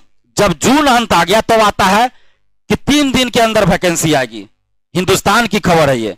और सोचिए 3 दिन के जगह 3 महीना, तो क्या 1 साल अब होने जा रहा, लेकिन वैकेंसी नहीं आई थी। लेकिन जब से ये अभियान शुरू हुआ, नालंदा से हमने इसीलिए शुरू किया था, मुझे पता था कि नालंदा का असर होगा। क्यों? क्योंकि नीतीश जी का गृह जिला है, इसीलिए हमने शुरू किया। और दूसरी बात, नालंदा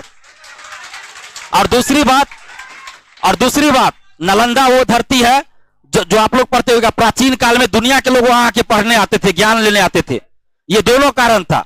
और मीडिया वालों ने भी इसको इस तरह से दिखा दिया कि ये सीएम के गृह जिला में छात्र आंदोलन तो छात्र महाआंदोलन, तो उन लोगों ने बाकी का काम कर दिया, अखबार वालों ने वहां छाप दिया। तो उसका असर हुआ कि 2 से 4 तक हम वो आंदोलन किए, और 9 तारीख को आपका शुरू हो गया सारी प्रक्रिया। तो आप लोग साथ दीजिए, आगे जो भी डिमांड है हम सब पे लड़ेंगे। और देखिए, हम कभी भी क्लास में तो बहुत कुछ हम नहीं बोल पा रहे हैं क्योंकि कोचिंग संस्थान है, लेकिन आप यूट्यूब पे देखिएगा, कोई हो, मुख्यमंत्री हो, कोई बड़ा नेता हो, अगर वो गलत करते हैं तो हम उनके खिलाफ बोलते हैं, डरते नहीं है। हमको जाति धर्म से मतलब नहीं है। क्लास में थोड़ा ये होता है, नहीं बोल सकते हैं, लेकिन कोई भी अगर छात्र के साथ गलत करेगा तो हम उसको बर्दाश्त नहीं करते, उसके खिलाफ बोलते हैं। तो ये जो अभियान हम चला रहे हैं, तो जब हमारा अभियान पूरा होगा, 1 लाख का टारगेट पूरा हो जाएगा, तो सरकार कोई भी रहे, मुख्यमंत्री कोई भी हो, गठबंधन किसी का भी सरकार हो, हमको उससे मतलब नहीं। हमको मतलब है कि ये डिमांड हमारा पूरा होना चाहिए। और जब तक ये डिमांड पूरा नहीं होगा, दिलीप कुमार पीछे हटने वाला नहीं है। बस आप लोग साथ दीजिए, ठीक है? बस आप लोग साथ दीजिए। और ऐसा भी नहीं है कि हम आंदोलन करेंगे तो मेरे वजह से किसी छात्र को कोई परेशानी होगी, कोई परेशानी नहीं होगी। हम लोग संवैधानिक तरीके से आंदोलन करेंगे, जब भी आगे करेंगे। सिर्फ भीड़ दिखाना मकसद है। अन्ना हजारे ने 2011 में आंदोलन किया था, कौन सा रोड जाम किया था, कौन सा आग लगाया था, लेकिन लोकपाल बिल आ गया, कांग्रेस की सरकार चली गई शांतिपूर्वक आंदोलन से। तो वैसा आंदोलन हम लोग को करना है। और स्टूडेंट पावर वो पावर है जो पटना तो छोड़िए, दिल्ली की सरकार हिल जाती है, और हिल गई थी। एनटीपीसी सामने एग्जाम्पल है, जेपी आंदोलन एग्जाम्पल है कि इंदिरा गांधी की सरकार गिर गई, भारत छोड़ो आंदोलन एग्जाम्पल है कि बिहार के छात्रों ने जब आंदोलन किया तो हिल गया। तो बहुत बहुत धन्यवाद आप लोग का, और सर को भी बहुत धन्यवाद। क्या सुबह से आज सुबह से सभी बैच में आके हम ये अभियान चला रहे हैं और इतना सपोर्ट मिला है, तो इससे क्या होता है, हमारा उत्साह बढ़ता है। अगर हम इनके पास आए और हमें ये समर्थन नहीं करते, क्लास में नहीं आने देते, तो यही होता कि हम सड़क पे ये अभियान चलाते और सड़क पे क्या होता, अव्यवस्था फैल जाती और हमारा भी उत्साह कमजोर होता कि हम सर के पास गए और सर समर्थन नहीं किया, यानी कि हम कुछ गलत काम कर रहे हैं। लेकिन सर इतने अच्छे हैं कि एक बार चेहरा दिखा देते हैं, एक बार सिर्फ चेहरा देखते हैं, सर बुला लेते हैं। तो बहुत बहुत धन्यवाद सर। और आप, हम अभी सुन रहे थे तो जानते हैं, हमको सर का लेक्चर बहुत अच्छा लग रहा था और इसी वजह से देखिए हम बीच में एक बार भी सर बोले 2 मिनट में बुला लेंगे, लेकिन हम आधा घंटा 45 मिनट हो गया हम वेट कर रहे थे, क्योंकि हम इनकी बात सुन रहे थे और सर वैसा टॉपिक पढ़ा रहे थे।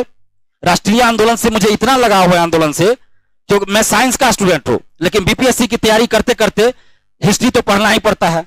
तो राष्ट्रीय आंदोलन से मुझे इतना लगाव हो गया है कि मन करता है कि हमेशा वही आंदोलन पढ़ता रहूं, और उसी आंदोलन का असर है कि इतना निडर होके हम किसी भी नेता के खिलाफ और कुछ भी बोल पाते हैं। वरना हम कहां से, आज तक बचपन से लेकर अभी तक किसी से झगड़ा नहीं हुआ होगा, एक थप्पड़ ना हमको कोई मारा होगा ना हम किसी को मारे हैं। तो आप सोचिए कि कितना सीधा साधा लड़का होंगे, और उसके बाद इतना निडरता से सरकार से आंख में आंख मिला के बात कर रहे हैं, सरकार को आईना दिखा रहे हैं।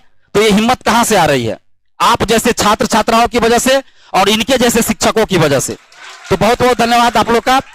चलिए आप लोग सोशल साइट पे समर्थन कीजिए और जब जरूरत होगी सड़क पे भी आंदोलन करेंगे, बस आप लोग साथ दीजिए, ठीक है? बहुत बहुत धन्यवाद।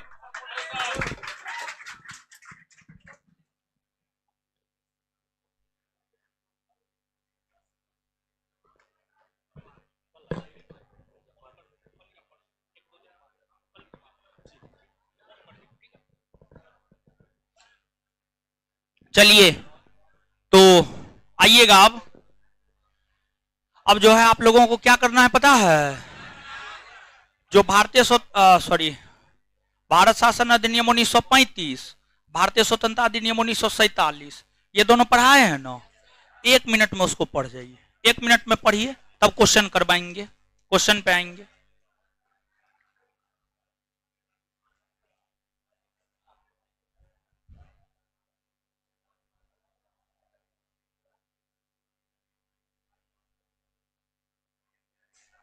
चलिए पढ़िए पढ़िए पढ़िए 1 मिनट में। ऑनलाइन वाले लोग भी, आप लोग भी पढ़िए। ऑनलाइन वाला सब ठीक है? पढ़िए 1 मिनट में।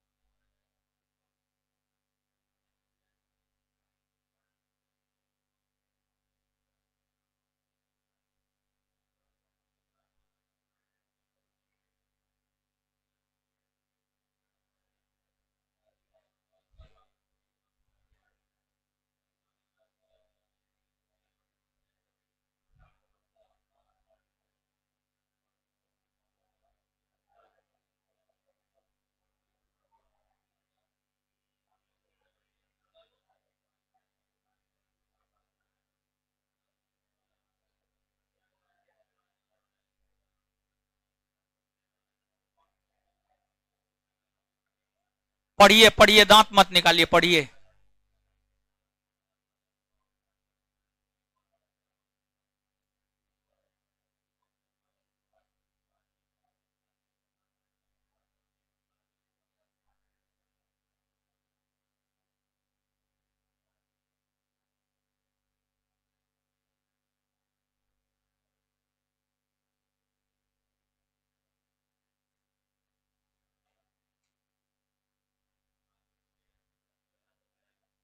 पढ़ लिए, पढ़ लिए।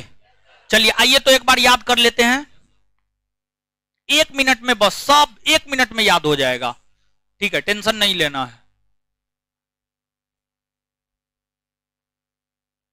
अच्छा, जो भारत शासन अधिनियम 1935 है, ये अधिक महत्वपूर्ण क्यों है? क्योंकि ये भारतीय संविधान का सबसे महत्वपूर्ण स्रोत है। भारतीय संविधान में सबसे अधिक प्रावधान यहीं से लिए गए। इसका आंसर ये होगा। तो भारत शासन अधिनियम 1935 का महत्व क्यों है? ए भगवान, इसका मतलब आप लोग नहीं पढ़े, फिर से पढ़िए, पढ़िए ना, पढ़िए फिर से। इतना बढ़िया से समझाए और लिखा दिया, मां बकलोल हैं आप लोग।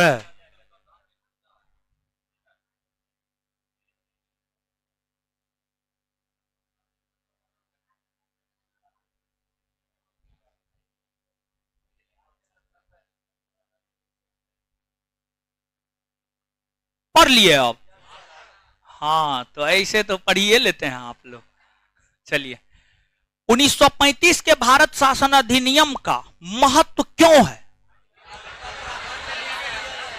क्योंकि यह भारतीय संविधान का सबसे महत्वपूर्ण स्रोत है। आगे आगे बताइएगा, किस अधिनियम में कहा गया देशी रियासत ब्रिटिश प्रांत को मिलाकर भारतीय संघ का निर्माण किया जाए? 1900।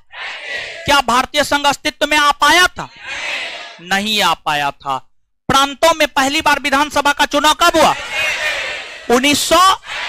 संघीय न्यायालय का गठन 1937। अच्छा, एक बात बताइएगा, केंद्र में द्विसदनीय विधायिका का प्रावधान 1919।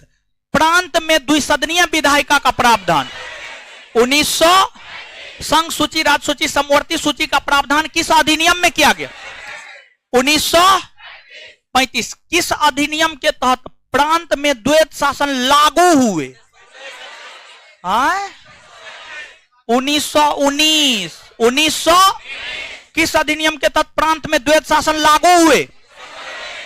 लागू हुए। प्रांत में द्वैत शासन अधिनियम कब लागू हुआ? 1935। 1919 ना। प्रांत में द्वैत शासन कब लागू हुए? 1919। केंद्र में द्वैत शासन कब लागू हुए? 1900। प्रांतों से द्वैत शासन कब समाप्त हुए? हाँ। किस अधिनियम की प्रमुख विशेषता प्रांतीय स्वायत्तता है? 1935। आगे बताइएगा, ब्रिटिश संसद द्वारा पारित किया गया अंतिम अधिनियम भारतीय स्वतंत्रता अधिनियम 1900। इसे ब्रिटेन की संसद में कब रखा गया? हाँ, 4 जुलाई 1900। इसे ब्रिटेन की संसद ने पारित कब किया? 18 जुलाई 1900। भारत सचिव के पद पर सर्वप्रथम कौन बैठे? अब भारत सचिव के पद पर बैठने वाला अंतिम व्यक्ति। हाँ। बाल्कन प्लान का संबंध किस अधिनियम से? बाल्कन प्लान भारतीय स्वतंत्रता अधिनियम 1947। बात क्लियर है? चलिए ठीक है, अब आते हैं क्वेश्चन पे। आप लोग पढ़ते ना है बट है, आइए बट क्वेश्चन पे आइए।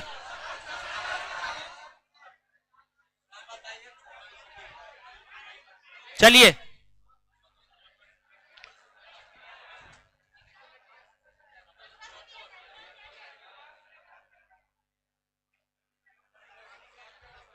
जिसको नहीं पढ़ना है कान में ठेपी लगा लीजिए, समझे? रेगुलेटिंग एक्ट कब पारित हुआ? 1700। अरे आप लोग क्वेश्चन हवा हवा में उड़ा दीजिएगा। चलिए, भारत के गवर्नर जनरल को किस एक्ट के द्वारा अपनी समिति के निर्णय को अस्वीकार करने का अधिकार मिला? 1786 का अमेंडमेंट। मार्ले मिंटो सुधार बिल किस वर्ष पारित? 1909। केंद्र में द्वैत शासन किस अधिनियम के तहत अंतर्गत स्थापित किया गया? हाँ, केंद्र में द्वैत शासन 1935। छूट गया।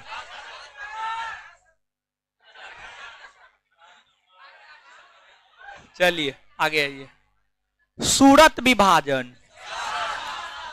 देखिए, जो कांग्रेस है ना, सुनिएगा, कांग्रेस का 1907 में वार्षिक अधिवेशन सूरत में हुआ।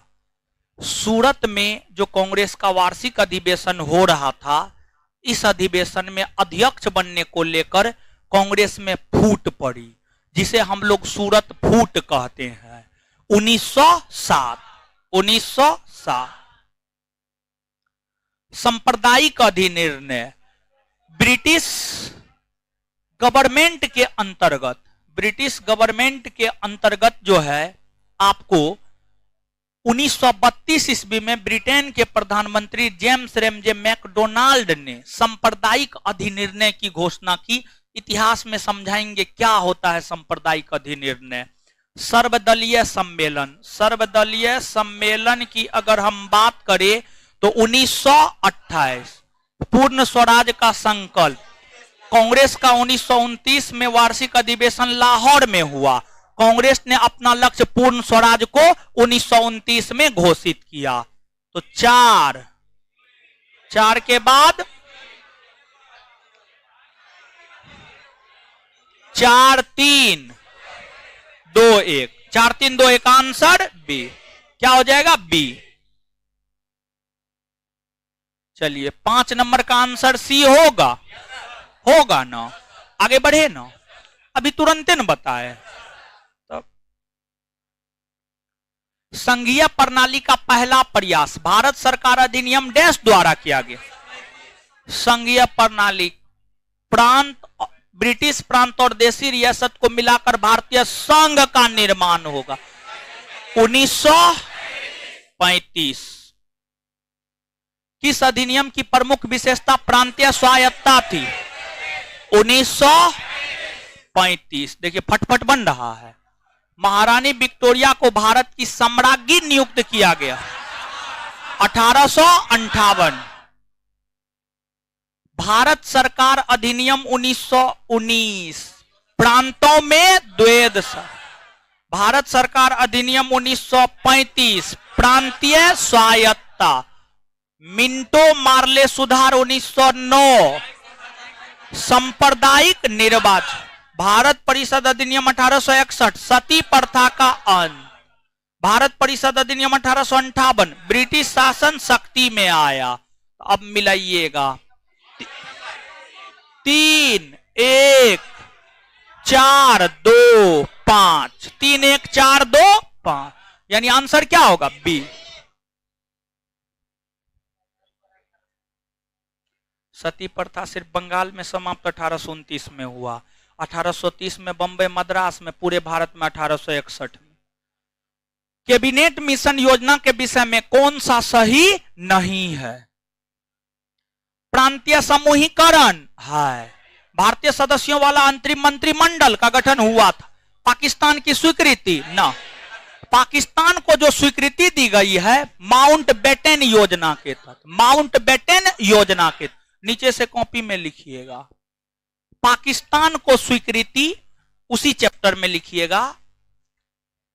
हे भगवान, कुछों ने हेडिंग मारना है, सब चीज में हेडिंगे मारेंगे। सीधा लिखिए पाकिस्तान के निर्माण को स्वीकृति। पाकिस्तान के निर्माण को स्वीकृति माउंटबेटन योजना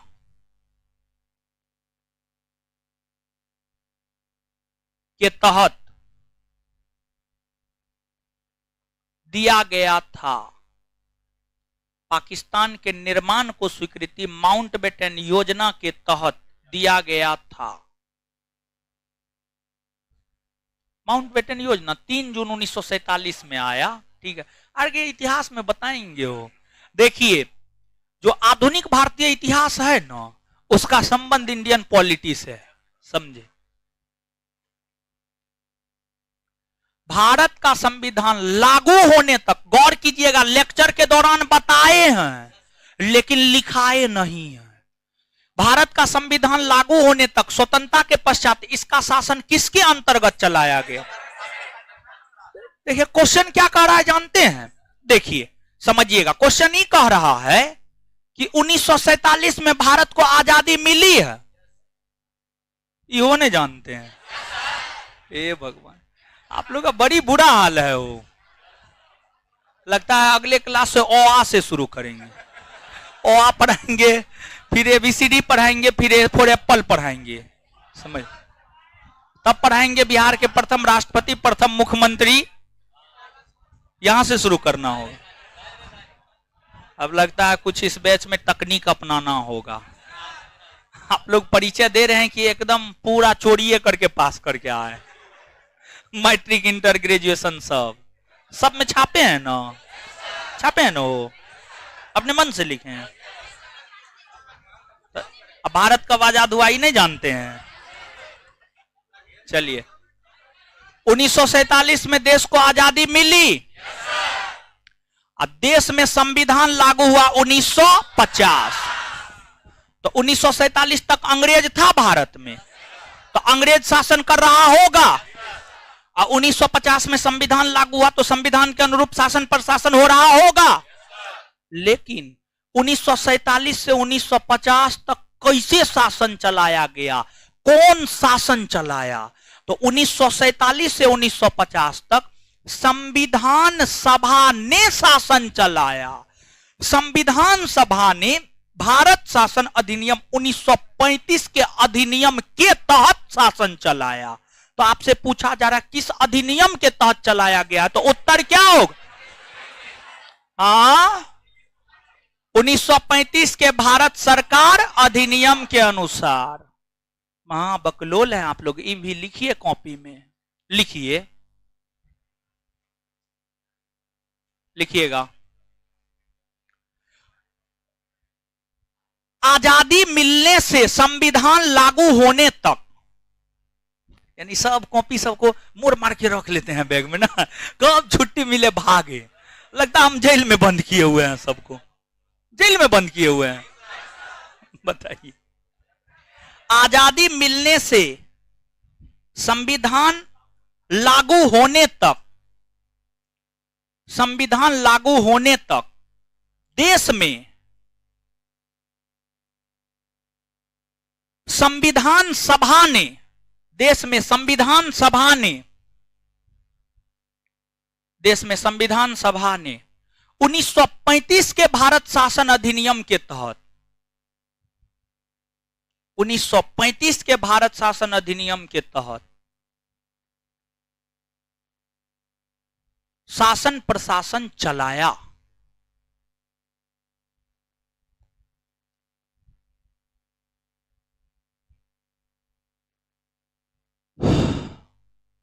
चलाया, फुल स्टॉप। चलिए, कौन सुमेलित नहीं है? मार्ले मिंटो सुधार सांप्रदायिक प्रतिनिधित्व, इसके तहत मुसलमानों के लिए अलग चुनाव शुरू हुआ था, तो उस सांप्रदायिक प्रतिनिधित्व नहीं हुआ। संप्रदाय के आधार पर चुनाव होगा, प्रतिनिधित्व करता होंगे, तो सही या गलत? भारत सरकार अधिनियम 1935 में स्वशासन, हाँ एकदम, क्योंकि इसके तहत प्रांतीय विधानसभा में चुनाव हुए। अब प्रांतीय विधानसभा के जो चुने हुए सदस्य थे वे शासन प्रशासन करना शुरू किए। कांग्रेस के लोग चुने गए तो वे लोग शासन प्रशासन करना शुरू किए, तो ये भी सुमेलित है। कैबिनेट मिशन योजना, संविधान सभा का गठन, कैबिनेट मिशन योजना के सिफारिश पर ही संविधान सभा का गठन 9 दिसंबर 1946 को हुआ। ये भी सही है। साइमन कमीशन के आधार पर भारत का विभाजन, भारत का विभाजन हुआ है माउंटबेटन योजना के तहत, माउंटबेटन योजना। तो ये क्या है? गलत। और चुनना क्या है? गलत। मतलब आंसर क्या होगा? डी। नीचे से लिखिएगा, भारत का विभाजन, भारत का विभाजन माउंटबेटन योजना के तहत हुआ है। भारत का विभाजन माउंटबेटन योजना के तहत हुआ है।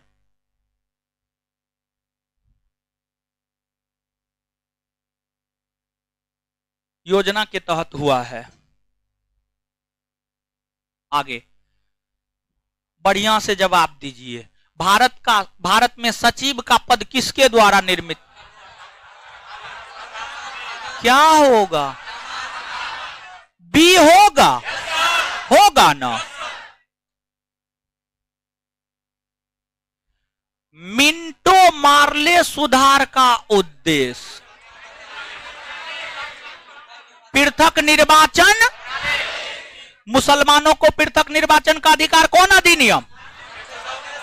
1900, सिख ईसाई आंग्ल भारतीय 1900, दलित महिला मजदूर 1935। ये बात नहीं लिखा है, नहीं लिखा है, लिखिए कॉपी में। दलित महिला मजदूर को पृथक निर्वाचन का अधिकार, दलित महिला मजदूर को पृथक निर्वाचन का अधिकार, दलित महिला मजदूर को पृथक निर्वाचन का अधिकार भारत शासन अधिनियम 1935 के तहत दिया गया।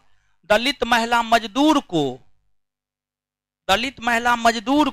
पृथक निर्वाचन का अधिकार भारत शासन अधिनियम 1935 के तहत दिया गया। भारत शासन अधिनियम 1935 के तहत दिया गया। चलिए, अगस्त घोषणा आया है 1917 में। इस समय के भारत सचिव थे लॉर्ड मॉन्टेग्यू ने अगस्त घोषणा किया है। अगस्त प्रस्ताव आया है 1940 में। 1940 के समय भारतीय वायसराय लॉर्ड लिनलिथगो थे, उन्होंने अगस्त प्रस्ताव रखा है। अगस्त संकल्प 1942 में महात्मा गांधी ने यह संकल्प लिया कि भारत छोड़ो आंदोलन के माध्यम से या तो हम देश को आजाद करवा देंगे या मर जाएंगे, करो या मरो। समझ गए? प्रत्यक्ष कार्रवाई दिवस मनाया गया है 16 अगस्त 1946। और जानते हैं 16 अगस्त 1946 को मोहम्मद अली जिन्ना जानते हैं, बहुत प्रभावी नेता थे मुसलमानों के बीच। अगर वो मुस्लिम को कह देते थे 12 बजे रात को गंगा में एक पैर पे खड़ा होना है तो खड़ा होता था मुसलमान। समझ गए? मुस्लिम के बहुत बड़े नेता थे, बहुत दिग्गज नेता थे। समझ गए?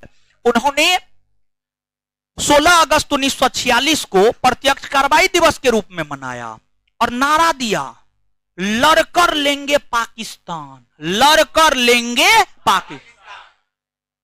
ये जो नारा है, ये नारा आपको क्या आसान नारा लगता है?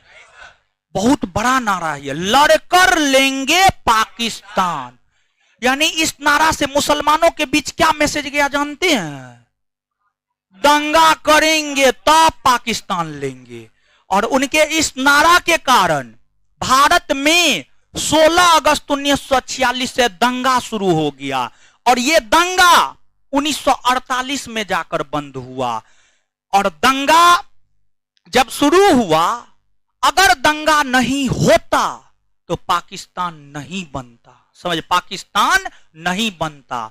और दंगाई स्थिति में पाकिस्तान पैदा हुआ है। दंगाई स्थिति में देखिए, कहा जाता है जो जिस परिवेश में होता है वो वैसा बन जाता है। समझ गए? जैसी संगति होगी ऐसा होता है या नहीं होता है? जिसके साथ रहिएगा वैसा बन जाइएगा। तो पाकिस्तान पैदा ही हुआ दंगा की स्थिति में।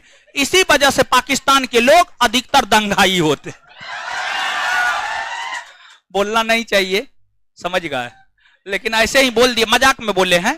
तो प्रत्यक्ष कार्रवाई दिवस मोहम्मद अली जिन्ना 16 अगस्त 1946। अब मिलाइए तो क्या होगा? 2 1 4 3 ए होगा। आज यही समाप्त करते हैं। आज की कथा यही समाप्त होती है। इससे आगे कल मिलेंगे, कल पॉलिटी ही होगा। इसको समाप्त करेंगे, संविधान सभा नामक चैप्टर की शुरुआत करेंगे। ठीक है, धन्यवाद आप सभी का।